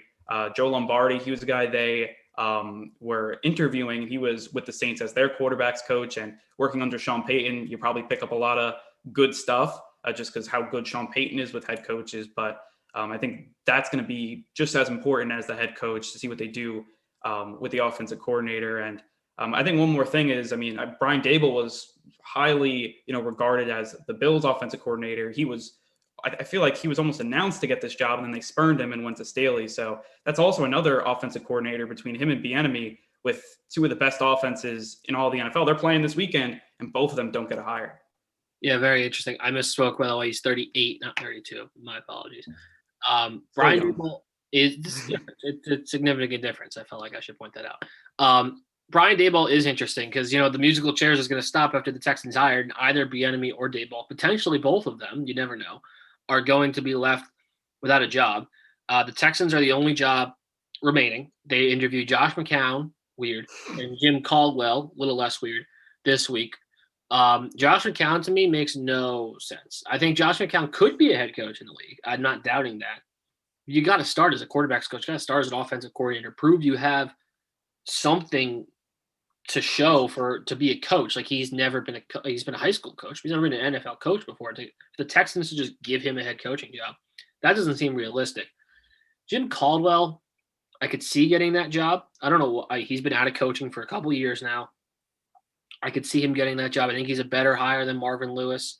I think he's a better hire than some other guys. But to me, I don't see a reason why the Texans shouldn't hire Eric Bieniemy, but I also don't see a reason why Eric Bieniemy should take the Texans job.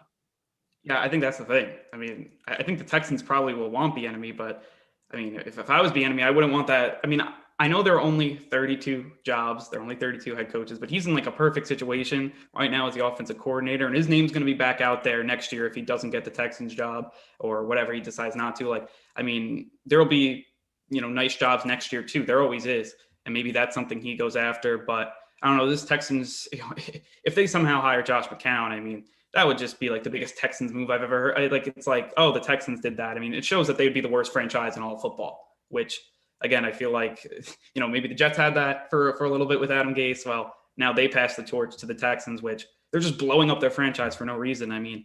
Last year, this team was a playoff team and a team that was up at halftime 24-0 against Patrick Mahomes.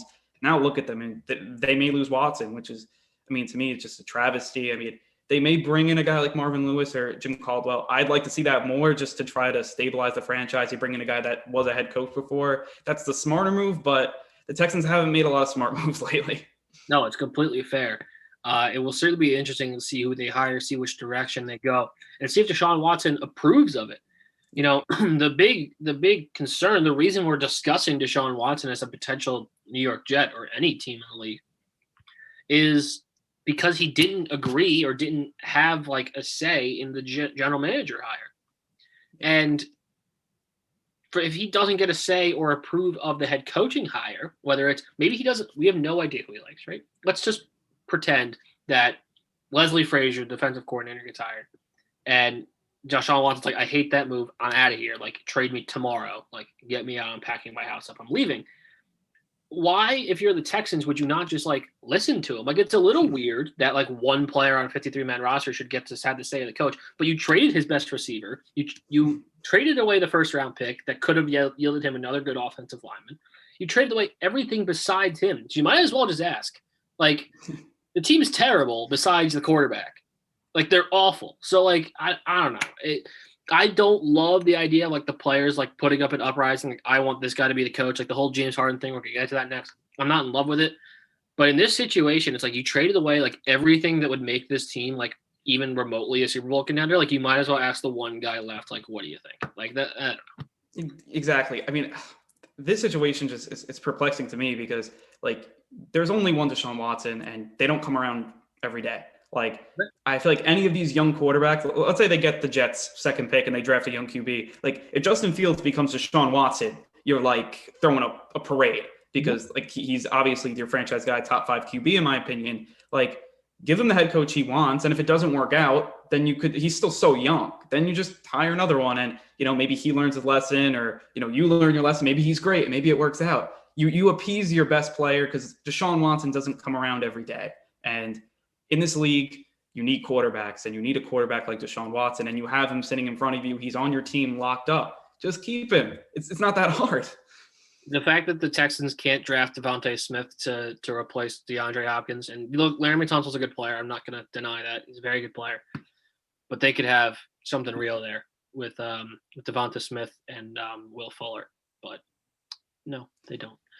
All right. That's it for our NFL head coach discussion. Kelly's going to come back. We're going to talk some hoops. Knicks and Nets, lots of good stuff going on there. Maybe some early MVP stuff, just less than 20 games into the 72-game season. Stick with us. We'll be back in a couple minutes.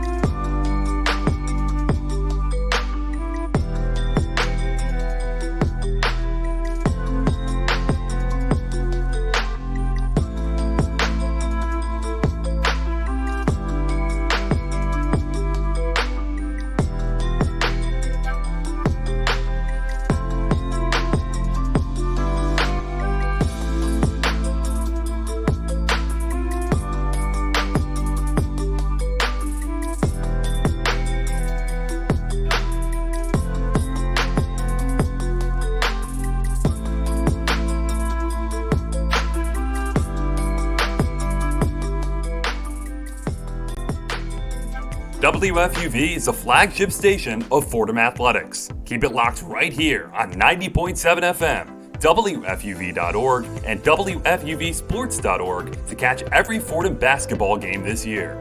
We'll take you through an extraordinary season with live play-by-play and in-depth pregame and postgame analysis. WFUV Sports, home to New York's longest-running sports call-in show and the flagship station of Fordham Athletics.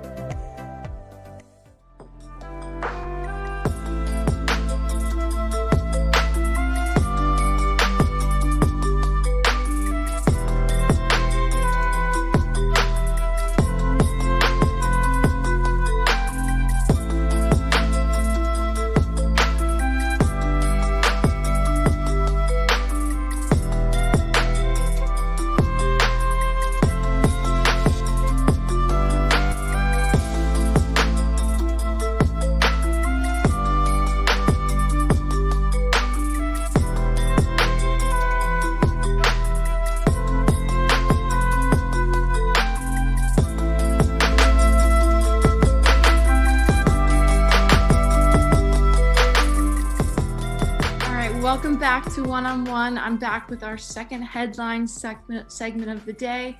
This time we're talking NBA, we're talking hoops. And when I was looking around the league for two of the biggest, some big storylines, I can't believe I'm saying this, but I feel like the two New York basketball teams are really the most interesting teams this year. You have the Nets at 9-8 and the Knicks at 8-9. Both teams have played well. They're not interesting because they're playing badly, which is pretty exciting for New York fans. And let's start with the Nets because, as you know, this team has obviously been in the headlines in the news for the past week and a half with James Harden making that blockbuster trade deal and ending up where he wanted all along in Brooklyn with KD and Kyrie Irving. But since the arrival of James Harden, the Nets have a 2-2 record. They did have impressive wins against the Magic and the Bucks. They've lost 2 now consecutively against the Cleveland Cavaliers, who was one of the 4 teams involved in that deal with Harden. Their 2-game road trip to Ohio coincided with Kyrie Irving's return to the team after not playing for 7 games, that due to personal reasons. Now, this was the second time in 3 days that the Nets surrendered a concerning amount of points to a young Cavs team, this time falling 125-113 in Friday night's game. Kevin Durant did sit out the game, because of just load management and injury recovery. Obviously, he is still coming off that Achilles injury from last year. But, they still had Harden and Kyrie Irving and weren't able to pull this one out. Now, you could chalk it up to Colin Sexton playing the 2 best games of his life. But at the same time, is this, Chris, I'll start with you. Is this cause for concern with this new Big 3 team dropping these 2 games to one of the less impressive teams in the league? Cause for concern might be strong, but I'm concerned that they can't play defense to save their lives. I mean, they traded away their best defensive player, Jared Allen, who then turns around and beats them twice in a row, which is awesome. I love that. I'm not a Knicks fan either. I just think that the Nets are really annoying right now, and I think it's hilarious that Jared Allen beat them twice in a row with the Cleveland Cavaliers of all teams. But they could score. There's no doubt about that, right? They're going to be able to score with any team ever, right? Because they have three of the best players in the league. But if they can't defend, well, they're not going to go very far because they don't have a big guy. Kevin Durant's 7 feet tall, but they don't have like the traditional big guy who can guard Giannis or Anthony Davis. And those are the other two teams that you have to go against, right? Milwaukee and LA, theoretically. Now, of course, we had Miami, who doesn't really have a big guy, Bam Adebayo in the center, but you would think Durant be able to guard him. But they made it to the finals last year kind of unexpectedly. But you just look right now, the other two teams would be Milwaukee and LA, and they don't have a guy who can guard the best player in Milwaukee and the second best player in LA. And that's a concern because they can't guard right now Jared Allen. And you know who's better than Jared Allen? Anthony Davis and Giannis Antetokounmpo. They're much better than Jared Allen and Taurean Prince. So I know they just beat the Bucks, but in a 7-game series, that's not going to hold up their inability to play defense. I think part of it is the fact that they have a coach who's never done it before. And Steve Nash is a 2-time MVP, Hall of Fame player. I'm not doubting that. But what? He's never coached a game in his life. And now he's coaching the 3 best players in the league, and they can't play defense. I think that when you look across town, you see a team who is playing really good defense because they hired an experienced coach. You look down in Brooklyn, team playing no defense because they hired an experienced coach. I don't think that that's a coincidence. Yeah. The funniest thing also, Mike D'Antoni's on that staff too. So talk about not playing defense. He can't coach defense to save his life. We know that. Yeah. So I think that also probably has something to do with it. And that's really concerning. And, if you can't stop the Cavs, you're going to have trouble, stopping a lot of these teams, as you said, the top 2. But I think even the Celtics could really cause concern for them. They're a team that have stood together for a long time. Like, if you just put 3 players together, I feel like, especially just that full first year, it's going to be tough to mesh. Like, the Celtics are a well-oiled machine at this point. They have their young players. They have a nice, repertoire between them. They have a great core. That's another team I think could give them trouble. And again, I feel like with this Brooklyn team, you got to give them time. I think time's the biggest thing, and they need time to mesh, play together, and again, play defense. And again, we won't really know that until the playoffs. Also, I feel like they're going to need more depth. They're going to need more guys to round out that roster. That first loss to Cleveland, they only had 10 bench points in a double OT. Like, 10 bench points, that's a problem. I don't care who's in your starting lineup, and they played great that game, especially scoring the ball. But again, you need depth, and especially in this season where you're just coming off, you just played 2 months ago, and you need depth, especially late in the season. That may be a concern for them too. Yeah, and Andrew, going off that, and Chris, kind of getting to your point with Steve Nash, you look at KD, Kyrie, and Harden, and they're playing ridiculous amounts of minutes right now. One could argue that they're being overused, and that's, you see them explode in the first half, and then as the game goes on, that you're getting less production from them. KD 50 minutes, Kyrie 48, Harden 51 that first game in when all 3 played, and then you look at your bench players and they're barely getting to the game. And like you said, to be talented in this league, and when we first started this season, we looked at this Brooklyn Nets roster, and one thing that stood out was its depth. You had Karis LeVert, you had Spencer Dinwiddie. Obviously, they lost him to injury. That's an unforeseen circumstance. But you had Jared Allen, beyond just obviously the dynamic duo in KD and Kyrie. But now you're seeing these holes, like you said, Chris, with their defense especially. Yes, you have these 3 offensive weapons. And in 3 games since acquiring Harden, the Nets have scored more points than any other team in the NBA.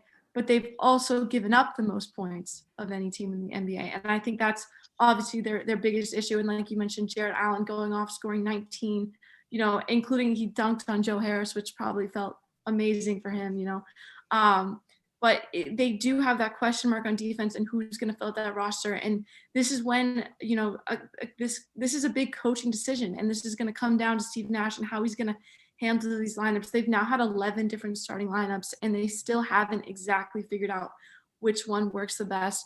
Now, they did just announce, ESPN just reported, they signed Norvell Pell.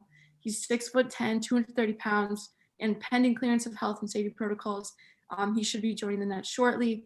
That would give the Nets a backup to DeAndre Jordan and hopefully more rim protection. But this is Norvell Pell. That's not a household name. Not exactly a replacement for Jared Allen. He averaged 2.4 points per game last season with the Sixers. So I don't think that's your answer to, that's missing center position or defensive, your defensive woes.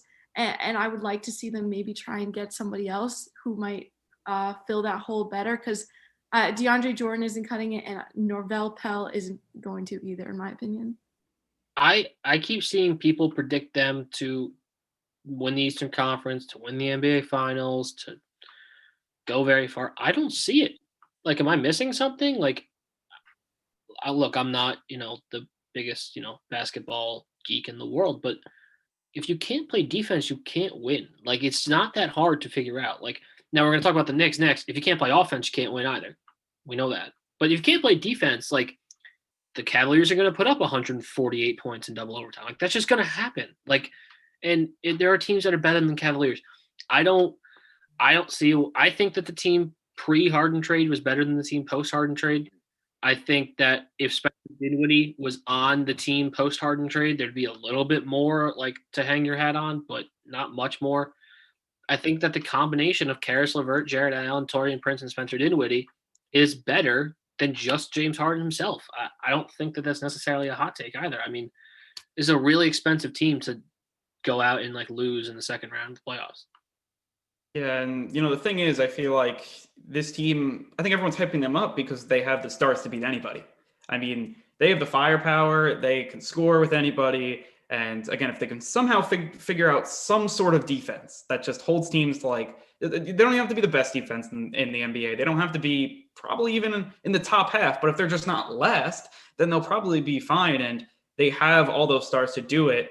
I mean, it's just, I feel like in the playoffs, and that's when things I feel like will have to pick up for them.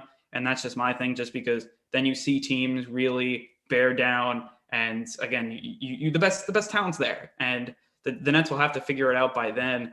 And maybe they add somebody and they just trade another draft pick away, because at this point, it doesn't really matter. You're kind of buying into these next 2 years. But again, it's a situation that you're in a win now. And I feel like they would have been in a better spot pre-James Harden, not just with this team now. You talk about maybe the team would have been better now.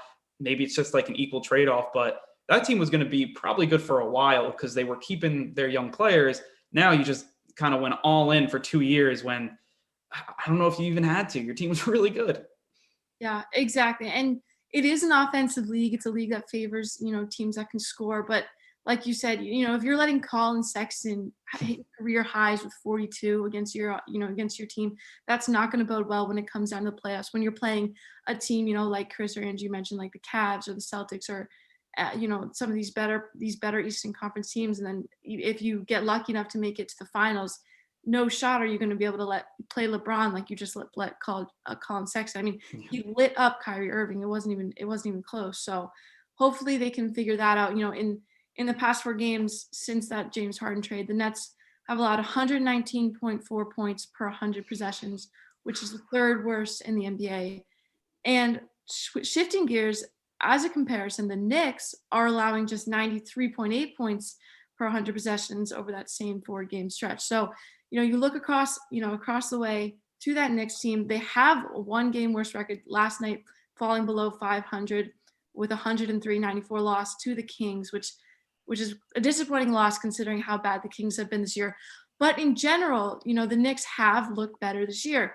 They entered last night's game ranked 1st in the NBA in fewest points allowed, while holding their opponents to the lowest field goal percentage and 3-point percentage in the league. So their defense, it has been effective. Maybe you want to chalk that up to Tom Thibodeau coming in and playing that old nose traditional defense style of basketball. But, Chris, we'll start with you. Do you think the Knicks have the potential, and I get nervous talking about the Knicks like this, but do they have the potential to remain, they're 8th in the conference right now. Do they have the potential to remain a conference team? Yeah, I would say so. I think you talk about they have the best defense in the league. They also have the worst offense in the league at like 101 points per game. So it's not good. The team is significantly better than it was 2 or 3 years ago. It looks like they're finally drafting correctly. Basically after, the Kevin Knox, Frank Ntilikina years, Kristaps Porzingis, now they're on Obi Toppin, Emmanuel Quickley, and RJ Barrett, who all look like very good players drafted in the last 2 years. Tom Thibodeau seems to be coaching them up well. I think that they have a really nice future. possibly they could sneak into the 8 seed.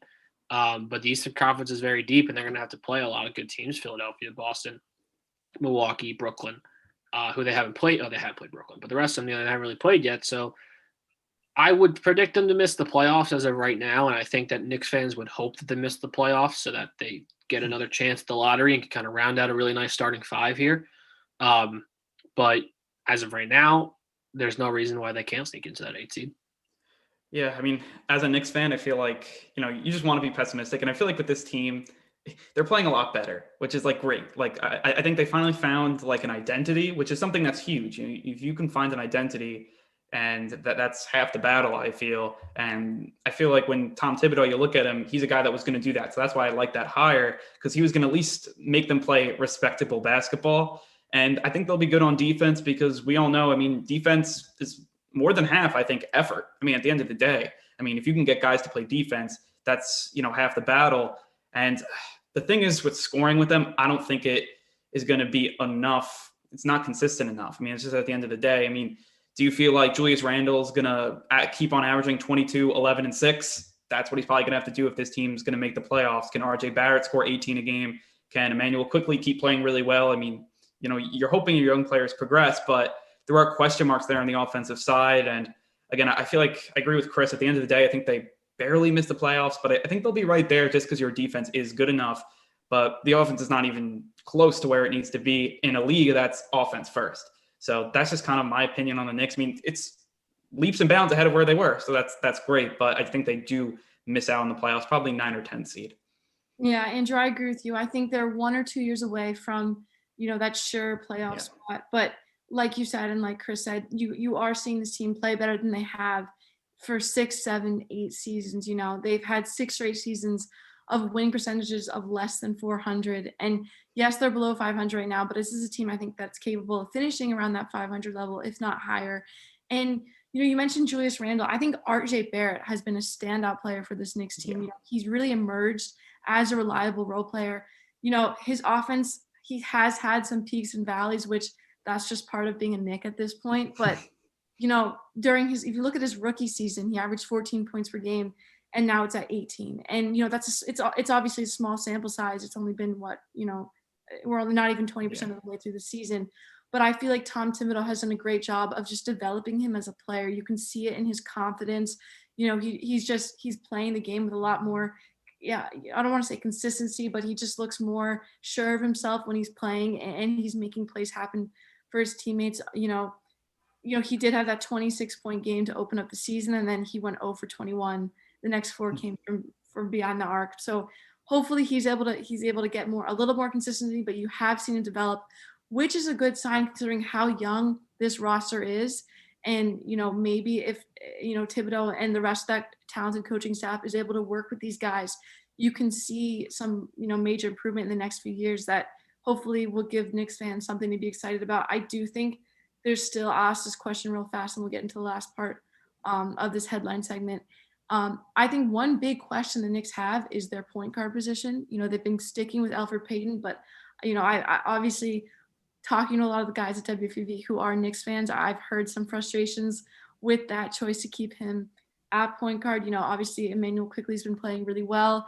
And, it was kind of interesting to see, Tyrese Halliburton play as well as he did against the Knicks when they skipped over him on draft night. So that was interesting. And I think it brings up questions to that missing guard position.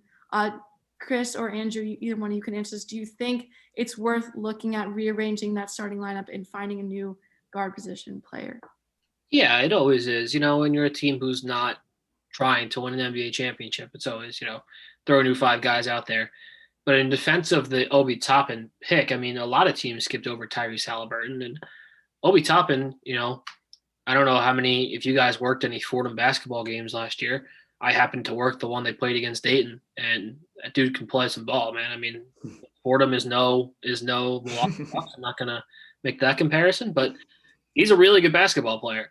So they didn't draft some schlub and miss out on Tyrese Halliburton just because he had one good game. I think that that's a little bit of an overreaction right now, even though Toppin has had some injuries and all of that. But I think that they got Quickly, who is a really good player. Maybe he's not Halliburton, but where were you going to go if you went Halliburton with the Quickly pick?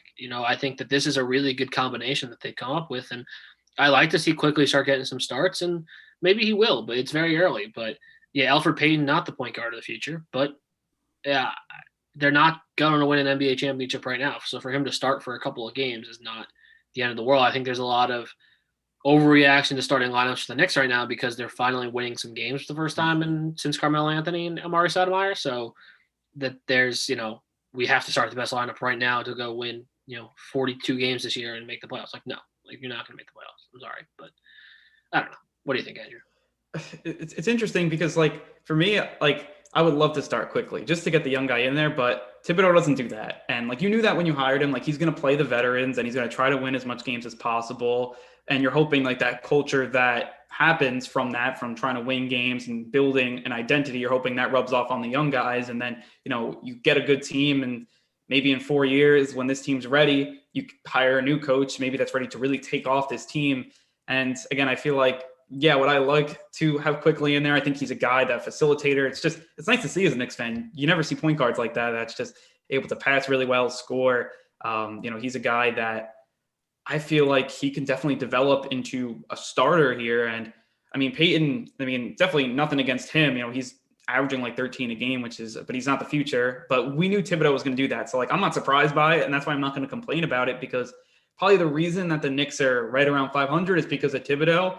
And look, you got to take the good and the bad and it kind of is what it is, I guess. The good and the bad is better than the exactly awful for Knicks fans. So, so we tend to do this when we talk about the NBA and a lot of other sports. We give these super early predictions and we talk about things that are going to happen at the end of the season when we literally only played 17, 18 games. But that being said, I wanted to throw some MVP conversation at you guys. When we started the season, Luka Doncic was the preseason favorite according to Vegas, but obviously he started out in a shooting slump. He's gotten better, and his defense has probably been the best it's been in his career, but still not maybe that perennial top number one pick for MVP anymore. Giannis Antetokounmpo, he's been short of the standards that have earned him back-to-back MVP honors.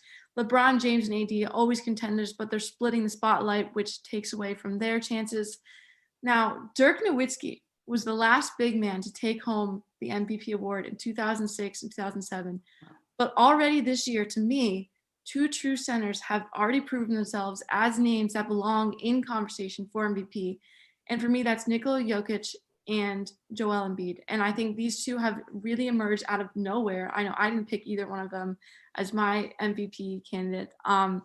But they've really, really turned it up at another level this year. And I think both of them can deserve conversation, to be in that conversation for MVP. And I think it'd be really interesting to see a big man win that award. So Andrew, I'll start with you. Out of those two, which do you think is maybe more deserving that award? Do you think either one of those has a chance of winning it as a big man?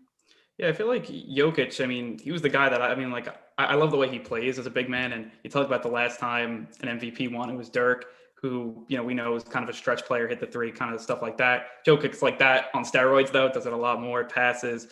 The guy's averaging a triple-double. I feel like if you're averaging a triple-double, you got to be at least in the conversation, get votes, and probably win it. When you're averaging 25, 11, and 10, as a big man, no less, he's my MVP right now. Yeah, Jokic and Embiid both have very good chances to win this award, especially with how poorly Brooklyn's been playing, where none of those three guys are really going to win an MVP, right? Those are three guys. Well, I don't know that Kyrie's ever won an MVP, but they've certainly been in conversations before. Durant certainly has. And I think you hit the nail on the head with LeBron and AD there, Kelly, because they're sharing the spotlight as well, and that's always going to be tough. Those guys in Boston have all kind of gotten off to, not slow starts, but slower starts than those two big guys. So it's certainly possible, especially with, Ben Simmons and his shooting slump, that Joel Embiid brings this thing home. They're number one in the East right now, Philadelphia. So if they're able to keep that up, it seems like Joel Embiid certainly could do it. Denver's having a little bit of a tougher start to the season than Philadelphia, which just gives me the edge to Joel Embiid right now. But, it goes either one of them. I'm not surprised at the end of the day. Yeah, you look at Embiid's performance this year, and obviously he has Ben Simmons, but I think he's far outshined Ben Simmons so far. He had 38 points in their win Friday, 11 boards, 3 assists. in their win over the Celtics. Just 2 days ago, he went for 42 points, 10 boards, and another win against their division rival. In only 31.3 minutes per game this season, he's averaging 27 points and 11 rebounds a game. And he's just playing out of his mind. He's off to the best start of his career, shooting percentage wise and points wise. He's the second highest ranked player in player efficiency, third in free throw attempts, free throws made, defensive rating, and tied for fifth in win share. So he's just been playing really well. And I think a big part of that, when he was playing alongside Al Horford last season, it really jammed him up. It didn't give him the space he needed to perform at his best. And I think bringing in Danny Green and Seth Curry and having those two, better wing natural shooters, they just fit so much better with that lineup, and you can just really see him starting to come into his own and take control of his game. So I think he could definitely take home that award. Another person I think has played really well is Paul George. The Clippers, he's obviously on a team with a lot of good players. They have one of the most talented starting five lineups in the league, one of the tallest starting five lineups in the league. He's shooting the ball from the field at 51.4%, beyond the arc 50%, 91% from foul line, 7th overall in true shooting percentage in the league. And he's looking better as a passer too. It's not just his scoring; like he's doing better for his teammates. He's averaging a career high 5.6 assists, which is pretty high for him. And he's someone who's coming back from last year's stint in the bubble, where he really has to prove himself. And yes, we know he can play in the regular season, but I think for him, it's really going to come down to how playoff P plays in the playoffs. And hopefully he's able to continue on the success and prove himself later on. Again, like I said, this is all way too early, and we really won't know anything. We're not even halfway through the season, but always an interesting conversation to have. Thank you very much, Kelly, for your updates and headlines today. It's just past 1 a.m. on Championship Sunday. We're going to take a short break. We're going to talk to Mike Mancuso from WFAN about Championship Sunday and a bunch of other very interesting New York sports topics. Stick with us. WFUV is a flagship station of Fordham Athletics. Keep it locked right here on 90.7 FM. WFUV.org and WFUVsports.org to catch every Fordham basketball game this year. We'll take you through an extraordinary season with live play-by-play and in-depth pregame and postgame analysis. WFUV Sports, home to New York's longest-running sports call-in show and the flagship station of Fordham Athletics.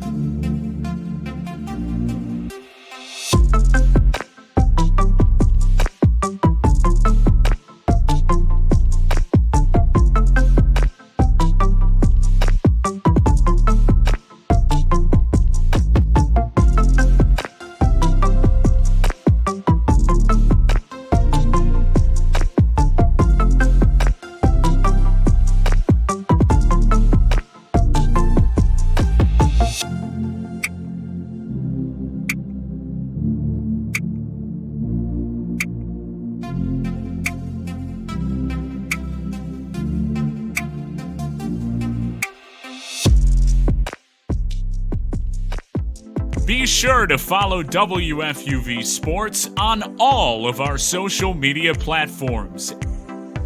At WFUV Sports on Twitter, at WFUV_sports on Instagram, and WFUV Sports on Facebook and YouTube. WFUV Sports, home to New York's longest-running sports call-in show and the flagship station of Fordham Athletics. It's WFUV and WFUV HD, New York. Listener-supported public media from Fordham, the Jesuit University of New York. Right here on 90.7 FM, WFUV.org, and WFUVsports.org. This is One on One, New York's longest-running sports call-in show on 90.7 FM, WFUV.org, and WFUVsports.org. One, New York's longest-running sports call-in show. I'm Chris Hennessy. Andrew Galata keeps coming with us, and we're joined now by Mike Mancuso from WFAN. He's going to talk to us about a lot of different things today. Mike, thanks for joining us. Gentlemen, my pleasure. So it's been a very interesting hot stove season in the MLB. It's very late to get going, but lots of the big names are landing now. George Springer this week lands with the Blue Jays. The Mets lose out on him after much speculation that they were going to land him. Where do they go from here? Are they going to spend more? Are they going to be content with the outfield that they currently have in Flushing? Where do you see them going after Springer goes to Toronto? Yeah, they have probably a couple of different options, and they did lose out on Springer, but I don't know that he was worth to the Mets what he was worth to Toronto. $150 million for 6 years for a 31-year-old is a bit of a leap, but I think the Jays needed to do it. I don't think that the Mets needed to do it. Having said that, you could probably live with Nimmo and Smith in the outfield, but then you become very left-handed since Conforto is in right. So they might look to make another move. I think that, as you mentioned, Chris, a lot of things are happening very late in this winter, and, we don't even know if spring training will start on time. So I think they will still make moves. But I don't think not getting Springer is going to really kill this team all that much. I think they'll be able to rebound and do something to improve their outfield. No, yeah, I mean, I completely agree. As a Mets fan, especially after getting Lindor, I feel like that was the Mets' big piece. And now, Springer, again, I feel like $150 million for a 31-year-old, I think would be a little of a stretch for them. And Steve Cohen's talked about we're not going to spend like drunken sailors. And I think that had a lot to do with it. And I feel like this Mets team to become, a World Series contender and, try to beat out the Braves in the NL East, I think that they have some holes to fill between maybe relief pitching, starting pitching, outfield, as we said. What would be the biggest position you feel like that they go after and they try to fill here?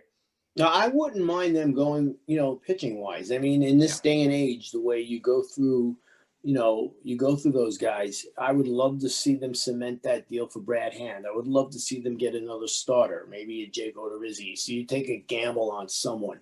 And they do have some assets to do this. I mean, you look at the signing of McCann behind the plate instead of Realmuto.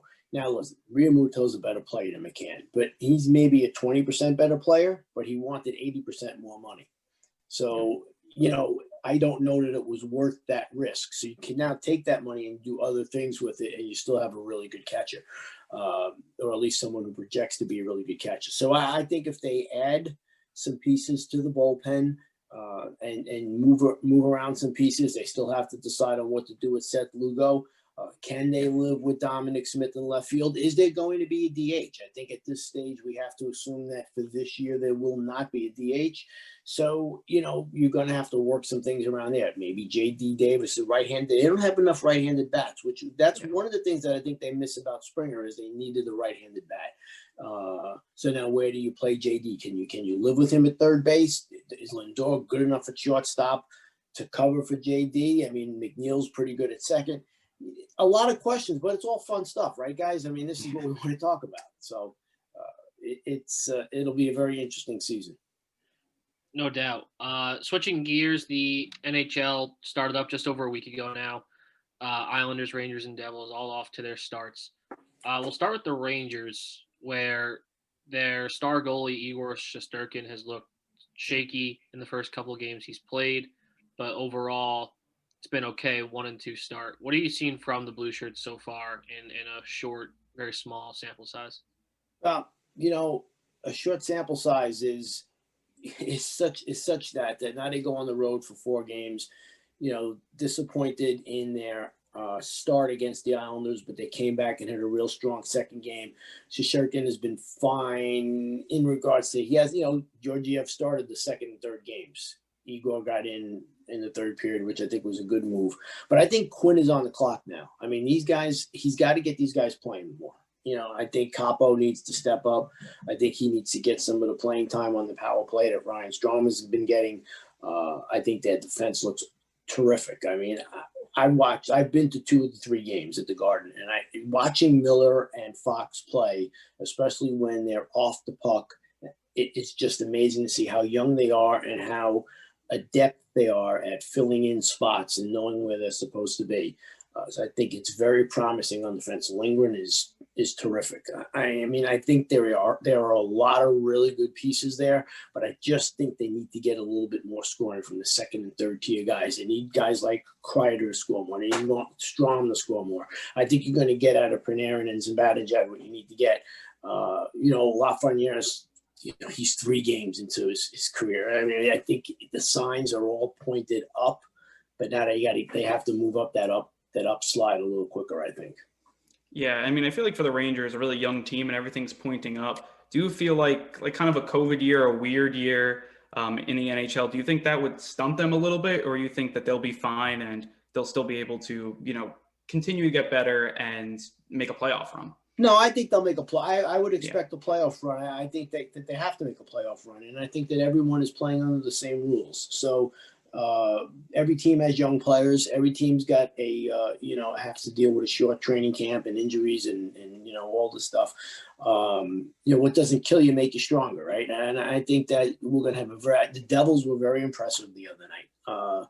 Hughes has really started to show in the second year, and not just based on the fact that he had a crazy game against the Rangers. I mean, I'm just talking to Devils people who have watched him in training camp, watched him in the first couple of games, that you can see that he looks more NHL ready. And I want to see that out of Capo for the Rangers. And I think he's got to give him a little bit more playing time. The Islanders are, it's just led by people that know what they're doing and have a proven track record. And when you got guys like Lamoriello and Trotz running your organization, and Anders Lee has stepped right into a leadership role when they lost Tavares. I think the Islanders are clearly the best of the 3 teams, but they also have the most proven management and leadership. So either way, I think it's going to be a fun hockey season. Going back to what you said earlier about Keandre Miller and the rise of him and Adam Fox as a power play quarterback for the New York Rangers, that leaves an odd man out, which for the second game against the Islanders, at least, was Tony DeAngelo, who got exposed by Matthew Barzal and then took a dumb penalty in game 1 and was benched for game 2. How do you see his Ranger future playing out? Do you see him being a Ranger for an extended period of time or traded before the deadline this spring? Well, he's got a 2-year contract extension, right? He signed for 2 years. The way, Chris, you mentioned he got undressed by Barzal. All right, you know what? Every defenseman has gotten undressed by Barzal. That's fine. That's going to happen. All right. Losing your cool is inexcusable. All right. And that has happened with him in the past. Okay. And I'd always say when you have a player, and I've done this myself as a coach because I've coached plenty of situations with different players, I would rather have somebody who is overexcited and over-enthusiastic, I can't even speak, and dial him down than have somebody who is a little lethargic and a little slow and you got to rev him up. So having said that, there were situations in the past with DeAngelo where they had to speak to him about his hot-headedness, and he had a pretty darn good last year and second half of the year before that. He's a very good player. I would not be so quick to sell him out or trade him. You have a need for 6 defensemen. I mean, your 5th and 6th defenseman is still playing 12 to 13, 15 minutes a night. So I think there's a spot for him, but it's up to him now. If he keeps his head screwed on straight, he can have a decent career here. If not, they'll trade him and he'll have to struggle someplace else. But he does have a lot of talent. Yeah, I mean, just to switch it over to the Islanders, you talked about them like they're the best team in New York going into the season, between the Rangers, Devils, and Islanders. But I know their goal is not just to be the best team in New York, it's to be the best team in all of hockey. So what do you feel like their keys are to return to the, conference finals and further to a Stanley Cup? Injuries, maybe, because the defense is there. They're going to score. Maybe they would need to get a little more scoring out of their third line. Pajot helps that. Their defensive system is second to none. Varlamov,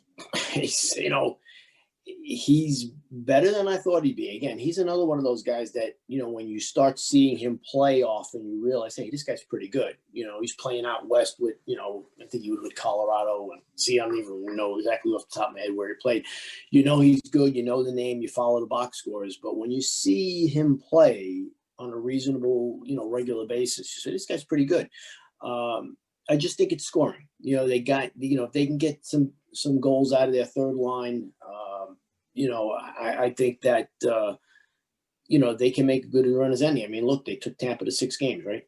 And they were ready to, even though it was a shortened season last year with the whole COVID mess, they're a good team. And you make the Final Four, anything can happen. And I think they're certainly capable of doing that. Well, I, for one, hope you're right. So we'll move on to the Giants. They have an up and down season that ends in disaster that they could not prevent on Sunday Night Football.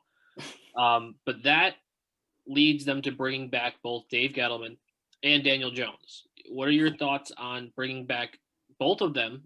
Gettleman more surprising for me personally than Jones, but both of them. And do you think that they deserve another shot in year 3 for Jones, and I believe it'd be year 4 for Dave Gettleman? I think yes for Jones because, it's only his 3rd year. I mean, take a look at, all the quarterbacks that have been developed in the past 20 years. Very few are 2nd-year stars, and he had some injuries. Now, you and I having this conversation a year from now, we'll have a clearer picture on him, but I'm not ready to say that Jones is not the guy. So I think that, plus it's just, they don't have to make any kind of contract decisions on him yet. So I'm okay with bringing him back. Gettleman, the Giants don't like change. They believe that, consistency is very important for the flow of a franchise.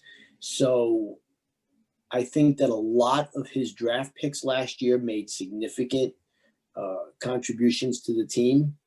And the fact that Barkley was hurt, I don't have a problem, and I'm not a company guy, so I would be very, very straightforward with that. But I think in this case, it made sense to bring them both back because, look, Judge is the CEO of the field, right? And he had, I thought, a decent first year. They certainly have some things to tighten up, but their rookies made a terrific impact, right? I don't remember the stat or the number that I saw, but they rated the amount of playing time and significant contributions of first-year players, and the Giants were rated very high. And even a guy like Carter Coughlin, a linebacker, or some other guys, they made impact and they made contributions. So I think that when you look at Judge impressing in his first year, some of the rookies making contributions, and the fact that Daniel Jones is only going into his 3rd year, I was okay with bringing everybody back. Yeah, and I feel like this offseason for the Giants is just so pivotal because, again, if Gettleman does fail next year, then you probably see the chopping block, but you buy him another year. And to me, this Giants team, what really impressed me was that defense got a lot better, and that has a lot to do with the coaching staff and what they were able to do. But with not that much cap space, they're going to have to key in on the draft to help fix that offense. And to me, I think the biggest thing is to give Daniel Jones a little, more weapons. I know Saquon was out last year, but still, he definitely needs some more wide receivers. What would you do in the draft? Would you go out, get a wide receiver, maybe an offensive lineman, or would you maybe do another position of need? I think, I want to also touch something on Gettleman and this Chris's point before. I think Gettleman has to get credit for some of the free agent signings that made significant contributions to the Giants this year. And having said that, their cap now is a little restricted, so they are going to have to rely on the draft. And to answer your question, Andrew, I do think that they need to get a receiver, and I do think they need to get some offensive line help. To me, that would be 1 and 2. Of course, if you can get a pass rusher and something happens, then that might change things up. And I'm not an expert on the college players that are coming out right now, so I don't want to speak to any that I might not be, up to speed on. But I would agree with you. I think that, if they can get a receiver or some offensive line help, I think that would definitely be going in the right direction, especially offensive line help when you know you got to play Washington twice and you know that their defensive line is just beastly, right? So, and we saw how important division games are. So, so that's where I would be looking. Without a doubt. All right, we'll get you out of here on this one. So Andrew wrote this. I think he's 100% right. A lot of the New York team, after the last 5 years of what's been an unmitigated disaster for every team, the Yankees in this godforsaken town, everybody's starting to kind of turn it around a little bit, right? You got the Mets with Francisco Lindor. You got the Jets completely clearing house, and there's nowhere to go but up. The Giants seem to be a little bit better. Rangers and Nets and Knicks all starting to put it together a little bit. And, of course, the Islanders go to the Eastern Conference Final. Besides the Yankees, you take them out of it. Who do you think the first team to make a serious run of the championship will be in New York? I think it would be the Islanders. I like that. And I do think that only because I've seen how effective starting pitching can be when used properly in this day and age. Starting pitching going 5 innings, 6 innings. You got a guy like DeGrom who can pitch deep into the game, or Garrett Cole. I think the Mets would be behind the Islanders, and I think those would be your two besides the Yankees at this point.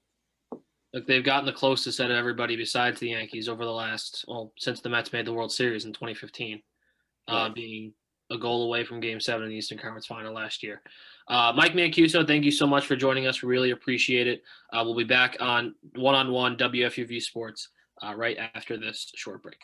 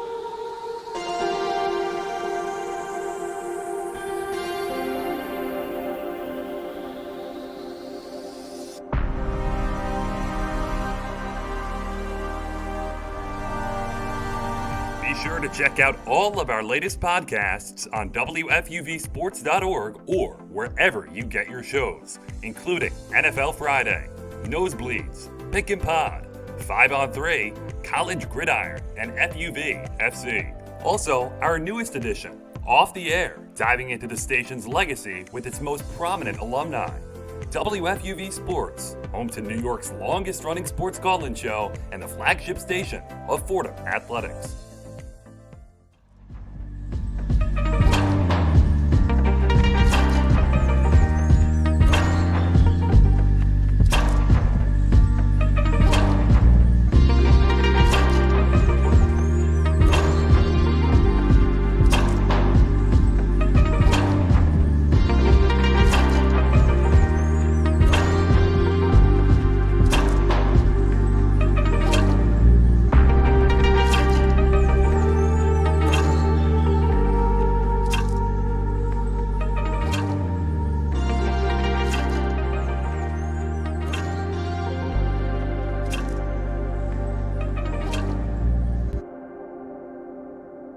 Welcome back to WFUV's One-on-One, New York's longest-running sports call-in show, 1:23 a.m. here on Sunday, January 24th. Andrew Galata joins me. I'm Chris Hennessy. Thank you to Mike Mancuso for joining us. If you missed either that interview or Rich Cimini, you can check that out on WFUV.org later today. Now we're going to discuss the NHL. The season started up on January 13th, so it's been going on for about a week and a half now. The Islanders, Rangers, and Devils are all off to similar kind of mediocre starts. The Islanders just beat the Devils the other day. The Devils beat the Rangers, and the Islanders and the Rangers split. So very, very similar starts there. Islanders obviously coming off an Eastern Conference Finals appearance. The Rangers coming off a number 1 overall draft pick in Alexis Lafreniere. The Devils have seen some really good play from their number 1 overall draft pick, Jack Hughes, just from 2 years ago. So a lot to look forward to for the next 50 some odd games of this season, Andrew.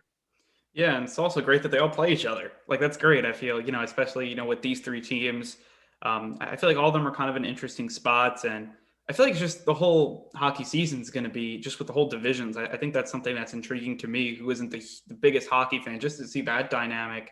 And I feel like it's something that it'll be interesting to see how teams react to it, especially down the line. Because right now you're still playing teams first, second time, third time. But what about when you're playing them for, the 8th, 9th? Like, how does that dynamic play out? And, I think that's, for me, going to be very interesting to see the chess matches that are going to go on. I feel like that's something that is very, to me, very interesting, just as someone who isn't the biggest hockey fan. It adds a new dynamic that will only be for this season. But again, I guess that's 2020, 2021, whatever it is. And, to get these guys on the ice. But it's definitely going to be, I feel like with these 3 teams, them playing each other, that'll be really fun, I think. Yeah, absolutely. You mentioned it. They're all going to play each other. The only teams they're playing all year are the teams in the East Division.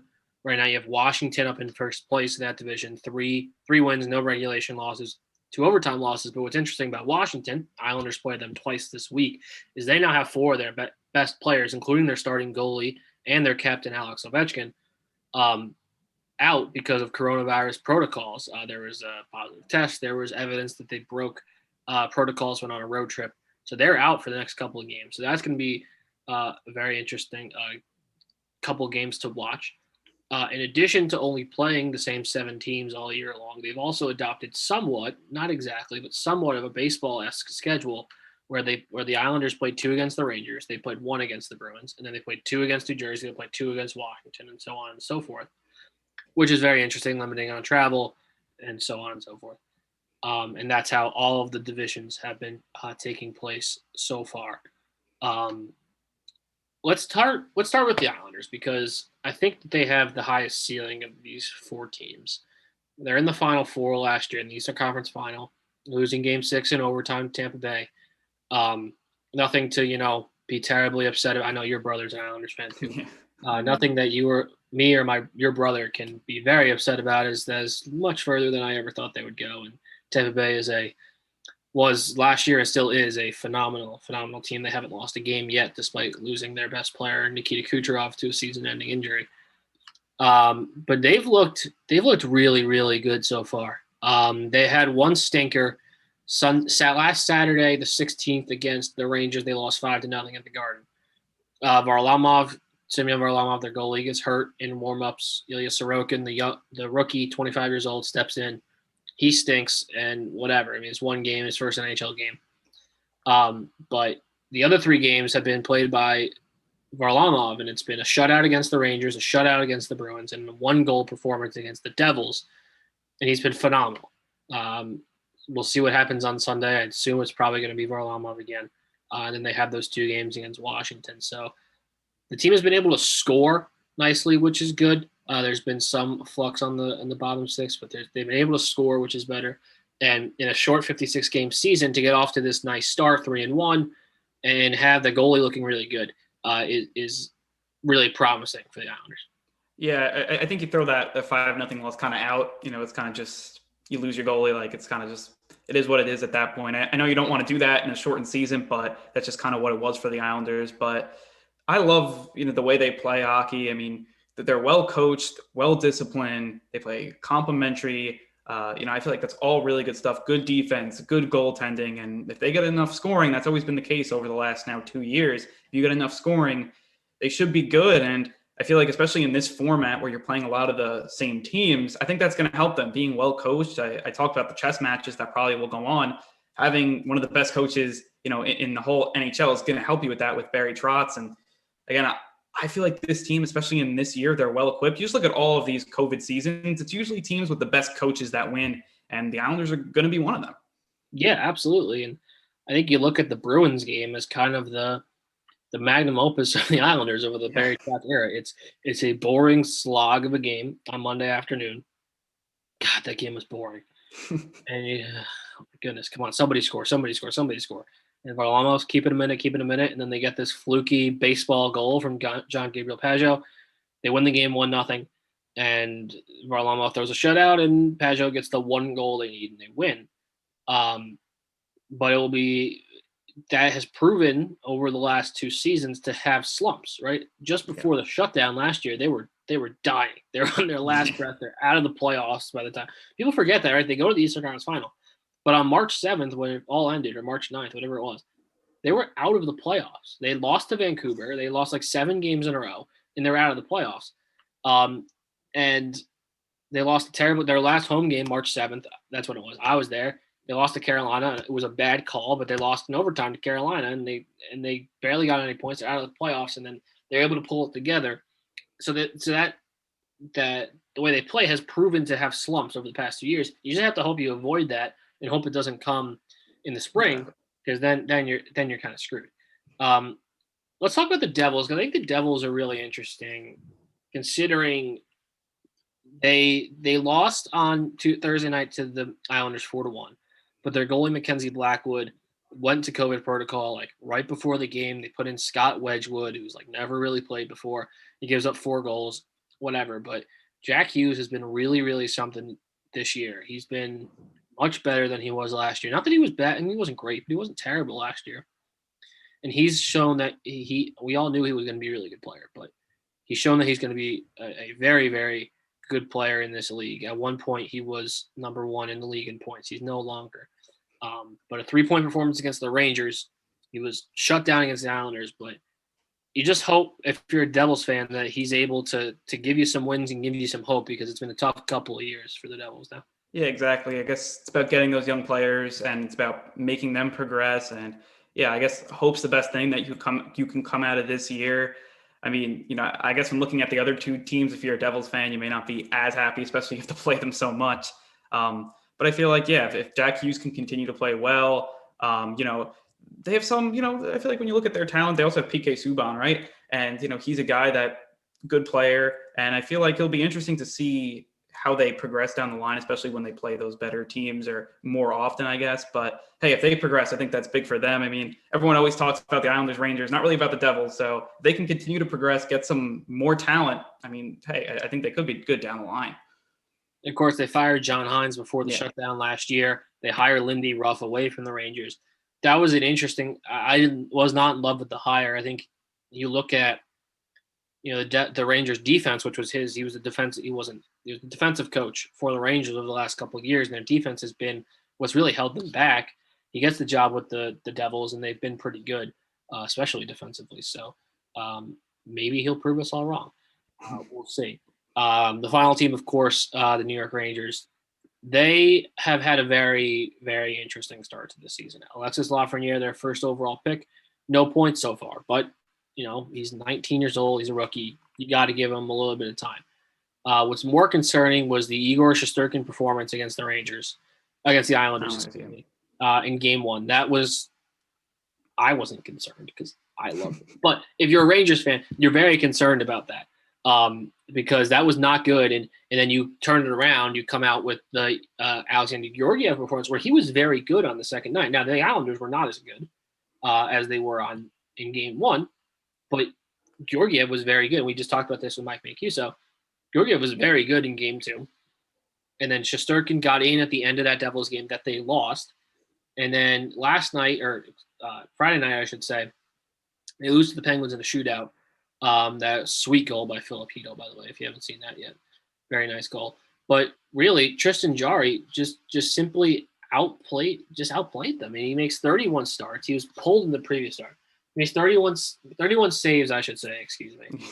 And 31 starts 4 games into the season would be interesting, wouldn't it? 31 saves after being pulled in this previous start.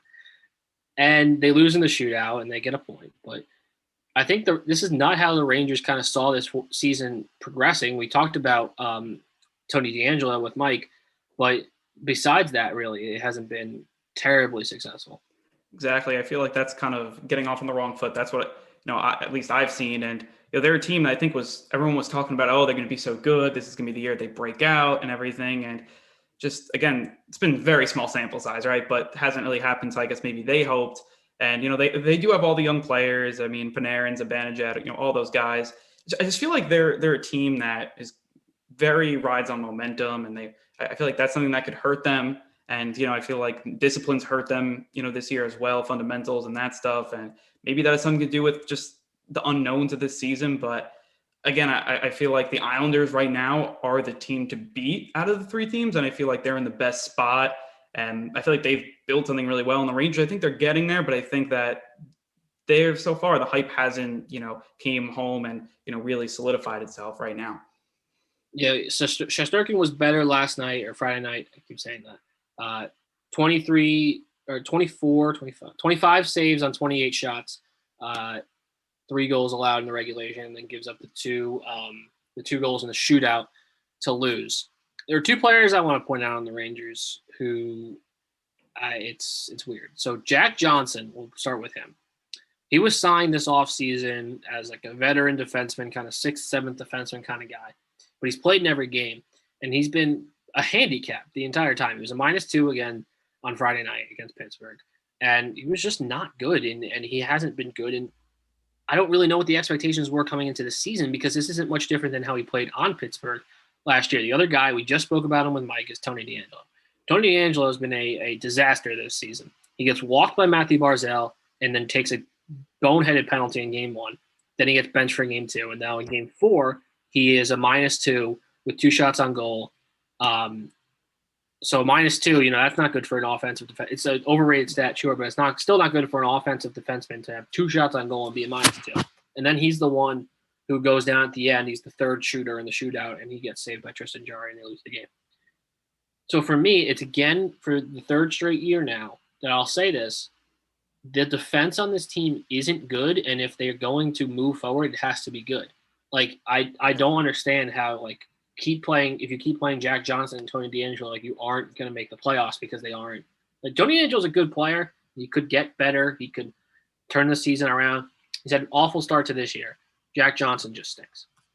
Yeah, and I think defense is a big part. I mean, obviously, of this. And, if they're going to continue to get better, they have all the names, but if you can't play defense, what are you really at that point? And especially, like, you look at a team like the Islanders, they play a ton of defense and they're having a lot more success. So again, I feel like hockey's not the sport like a basketball where you could just go out with all the stars and win and play a lot of offense. You got to be able to have an all-around good team, play good defense. And right now they're struggling at it. Maybe it changes, but I think you're right. I mean, they definitely got to get better. Yeah, I think you look at the trajectory of Adam Fox as being a future star in this league, and he has been very, very good. And that kind of lessens the blow of losing. Again, you haven't lost DeAngelo yet, but there's been rumors that they could trade him and all of that. But that kind of lessens the blow of losing the productiveness of Tony DeAngelo, who did just get a 2-year contract. Adam Fox running this power play, being a really solid offensive guy, kind of playing off of Jacob Trouba, has been really successful. He scored again on Friday. And he's had a really good season, a really good start to his career. He's so young. And he's a guy that Ranger fans I know they are very excited about him in the future. But the Rangers lose again 4-3 to Pittsburgh. They're 1-2-1. So right now, the Islanders are on top of those 3 teams, behind Washington and Philadelphia. This division is really, really jam-packed, right? Besides, going into the season, right, in the 5-on-3 preview I did with Mike Messina, we kind of agreed that the only teams who really didn't have a chance to make those top 4 spots in the playoffs were New Jersey and Buffalo. Now you see New Jersey playing really well. Buffalo has not been good this year, so take Buffalo out. So then you got 4 teams for 7 spots. The Rangers are currently one of those teams sitting on the outside because they have not been good. Boston is currently one of those teams sitting on the outside, basically because they couldn't score against Semyon Varlamov in that one game. They're 2-1-1. New Jersey also 2-1-1. So those are the 3 teams that are sitting on the outside. Granted, it's so early, but you have to think 3 teams are going to get left out, right? If Washington's coronavirus situations keep going, right, there's no reason to believe that they would. They could fall out. Like in a 56-game season where 7 teams are going for 4 spots, every single one of these games is wildly important. And I think getting off to a good start, which the Islanders and the Devils have, the Rangers really haven't, is really important. And for the Islanders, getting this break that they're getting this week with Washington is huge.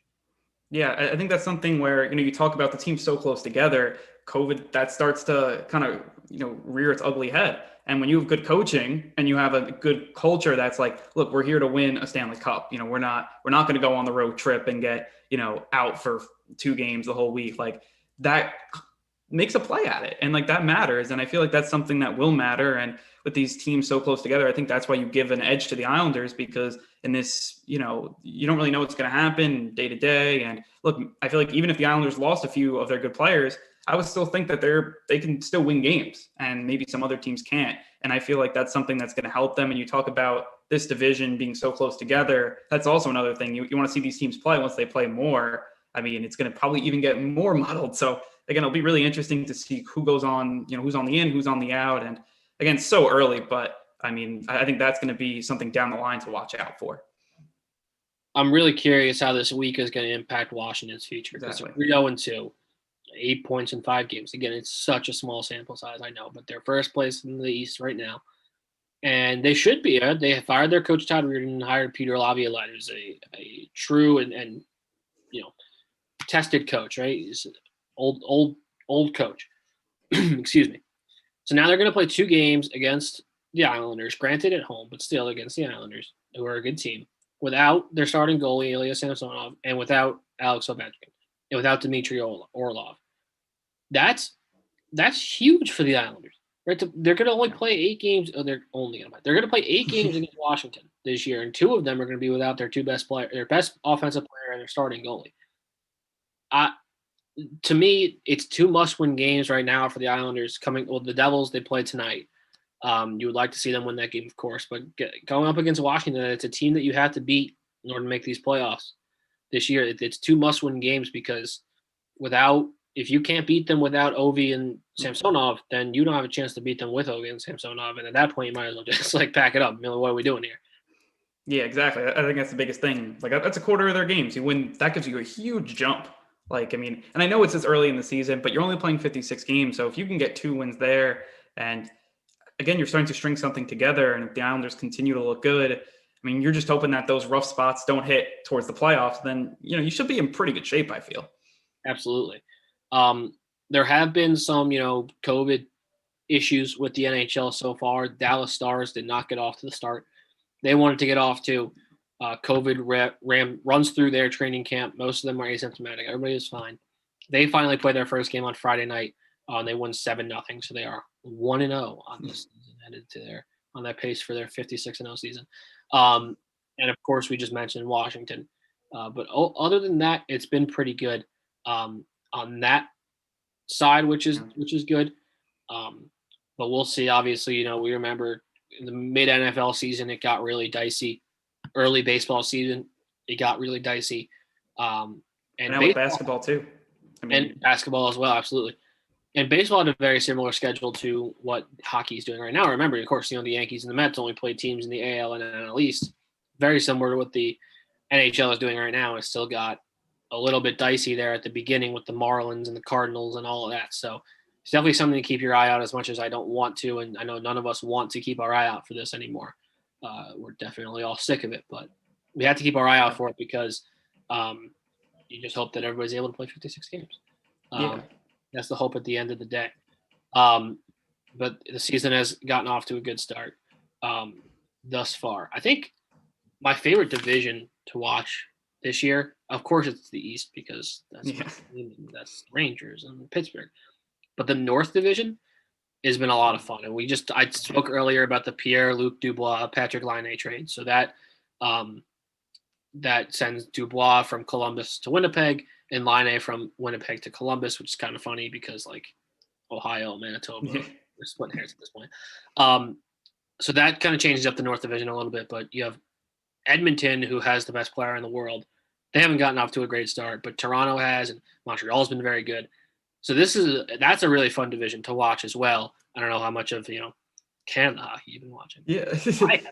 No, I feel like Canada hockey is usually the fans are so much into it. Obviously, you're not going to get that, but still, those rivalries will be there, and that's something that like you'll never get that again. Like you'll only play Canada teams. So like, Yeah. I feel like this snapshot of the NHL this season is going to be so interesting for those dynamics because it's never going to happen again. And I feel like, it's going to be something to watch out for. And you'll probably get some really good hockey games there against, some of those Canadian teams with great fan bases. I mean, I bet they're loving it up there. I mean, that's all I can say. Yeah. They don't have to come down to our stupid rinks anymore. They can just go between each other. I'm sure they love it. Yeah. I'm sure they absolutely love it. So the next couple games for the Islanders are against New Jersey and 2 against Washington. The Devils this week, they're playing the Islanders tonight. And then after that, as my internet stops working, but they will play Philadelphia. They play the Islanders tonight. They play Philadelphia this week. So we'll see what this season holds for the Islanders, the Rangers, and the Devils heading into 2021.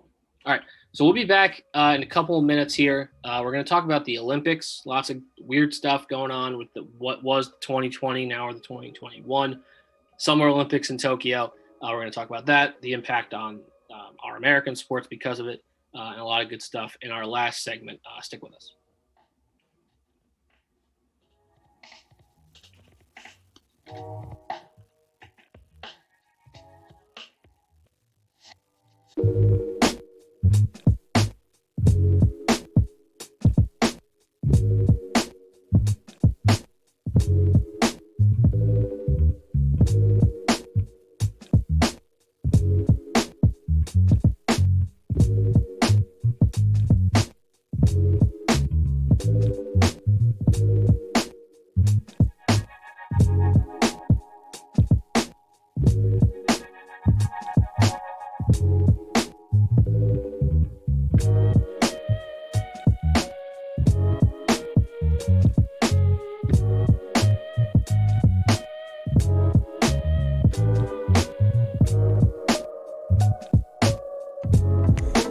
To support the WFUV Sports Department, visit support.wfuv.org to become a member or make a one-time donation.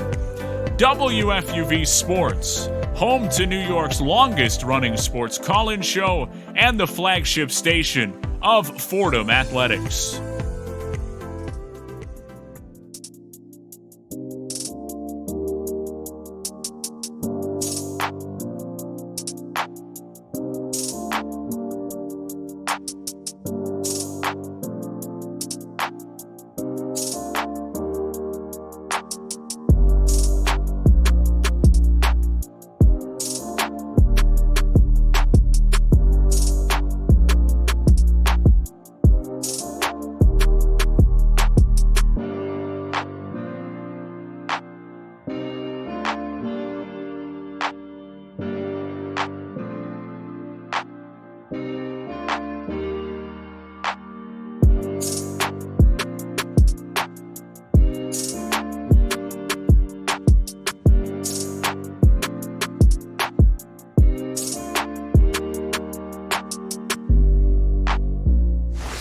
Welcome back to One-on-One, New York's longest-running sports call-in show here on WFUV 90.7, YouTube, Facebook, wherever you are watching. Thank you for joining us.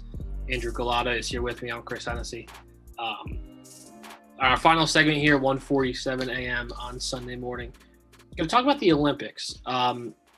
It's set to begin in about 6 months. Japan is determined to hold it, despite there are rumors. There are rumors flying around that this is canceled, that it's just not going to happen. They're going to move forward to 2022.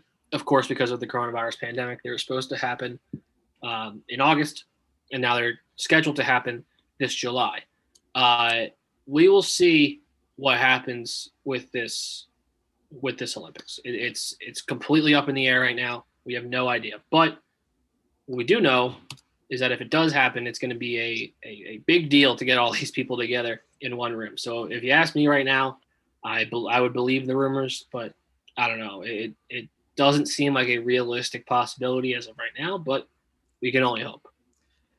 It's something that, it's interesting. I mean, I feel like if they can get it together, I guess, maybe you get these athletes vaccinated and all that stuff. Maybe that's something in 6 months that's more likely. with the pandemic, you don't know. Everything changes every day, basically, with all this information. And obviously, I mean, I feel like there are going to be rumors that they're going to cancel it. They're not going to know, I think, for a while, because we don't know the world's going to be like in 6 months. I mean, you don't even know what the world's going to be like in a week. So I feel like right now, it's something that I would love to see happen, just because, Alex, our producer, was talking about in the pre-show about how it would be a really just symbolic moment about everyone getting back, trying to, triumphant over the pandemic, that would be a huge just image to have an Olympics, right after the coronavirus pandemic. That would be, amazing if it's possible. You can do it safely for sure. I think that would be amazing. And sports always have had that symbolic nature. So I feel like that would be great to see it happen. I would love to see it happen, but so many questions right now. For sure. And the original rumor report came from the Times of London that reported on Thursday the games will have to be canceled. I quoted an unidentified senior member of the ruling government coalition. So I don't know. It feels unlikely, but if it does, there is certainly questions regarding our own sports. We talk about the NBA a lot, and basketball, of course, is summer Olympic sport. The shortest off season basically ever this year, right? Yeah. It ended in October and it started up again on Christmas. And now the season will go from Christmas until June, and this starts in July. So the question will be, if it happens, will the NBA players from America go and represent the United States and other countries as well in the Olympics? It feels like a lot of players would say no, especially a player like LeBron James, who, after going to the NBA Finals last year, playing through this season, potentially going to the NBA Finals again, would want to take that time off. It leaves a lot of questions for that tournament. Yeah, exactly. Someone like Kevin Durant too, who's just coming off of an injury, and I feel like anyone that goes deep into the finals, Eastern Conference Finals, Western Conference Finals, they're probably not going to play, because that's a really short turnaround. Like, even for teams that maybe got knocked out of the bubble quickly, like, that's still very, very short off season. And now you're saying, be short again. I mean, it's interesting. Maybe, players that don't make the playoffs, maybe they're more likely to go, because then you do have more of a break. So I could be seeing that. So maybe you'll see some NBA players. I bet the NBA will leave it up to the players, see if they want to go or not. It would be interesting to see if college players would want to go. And I feel like they would, because especially college basketball this season, I mean, who knows what's happening with that? They're playing less games. They didn't play all last year. So you would think they want to play as much basketball as possible. Maybe you're getting those top prospects for the NBA draft, and that's a point where you could see them play. I think that could be something that's interesting. Mm-hmm. But again, NBA players, maybe I don't think you're going to get the final teams, but you'll probably get maybe some players that didn't make the playoffs. They want to still play, for their country and stuff like that. But I could see a lot of college players saying, let me try to rise my draft stock. Yeah, it's interesting. I think this college basketball season has gone decently well. There's been some coronavirus concerns. Remember the Gonzaga Baylor game got canceled, but there are a lot of other games that have been happening. And the hope is that they're going to make it to Indianapolis in March and have all 68 teams in one place, test everybody, yada, yada, yada. And we spoke about that when that came out. So maybe a completion of that season would allow people to say, look, I've raised my draft stock enough. But you never know. I think that that's a really interesting take, because it feels like a lot of NBA players aren't going to go. But all the other sports, you'd think would be able to have a full, complete tournament, right? Or in a competition, whatever it is in their sport, right? Because there isn't a American professional sport that's represented in the Summer Olympics besides basketball. So it will be very interesting. Of course, the 2022 Olympics are still on as of right now. There's been no talk about that being canceled. So the hockey and whatever else from the Winter Olympics would be going on. So Tokyo wants to have them. We all obviously want to have it. Summer Olympics are awesome, but it feels just like it's not going to happen. But look, a lot of sporting events have gone on since July. If you really think about it, between all four teams have crowned champions since July. Or not all four leagues. We're about to crown all four champions since July, and that's pretty amazing considering the roller coaster that the graphs have been on since then.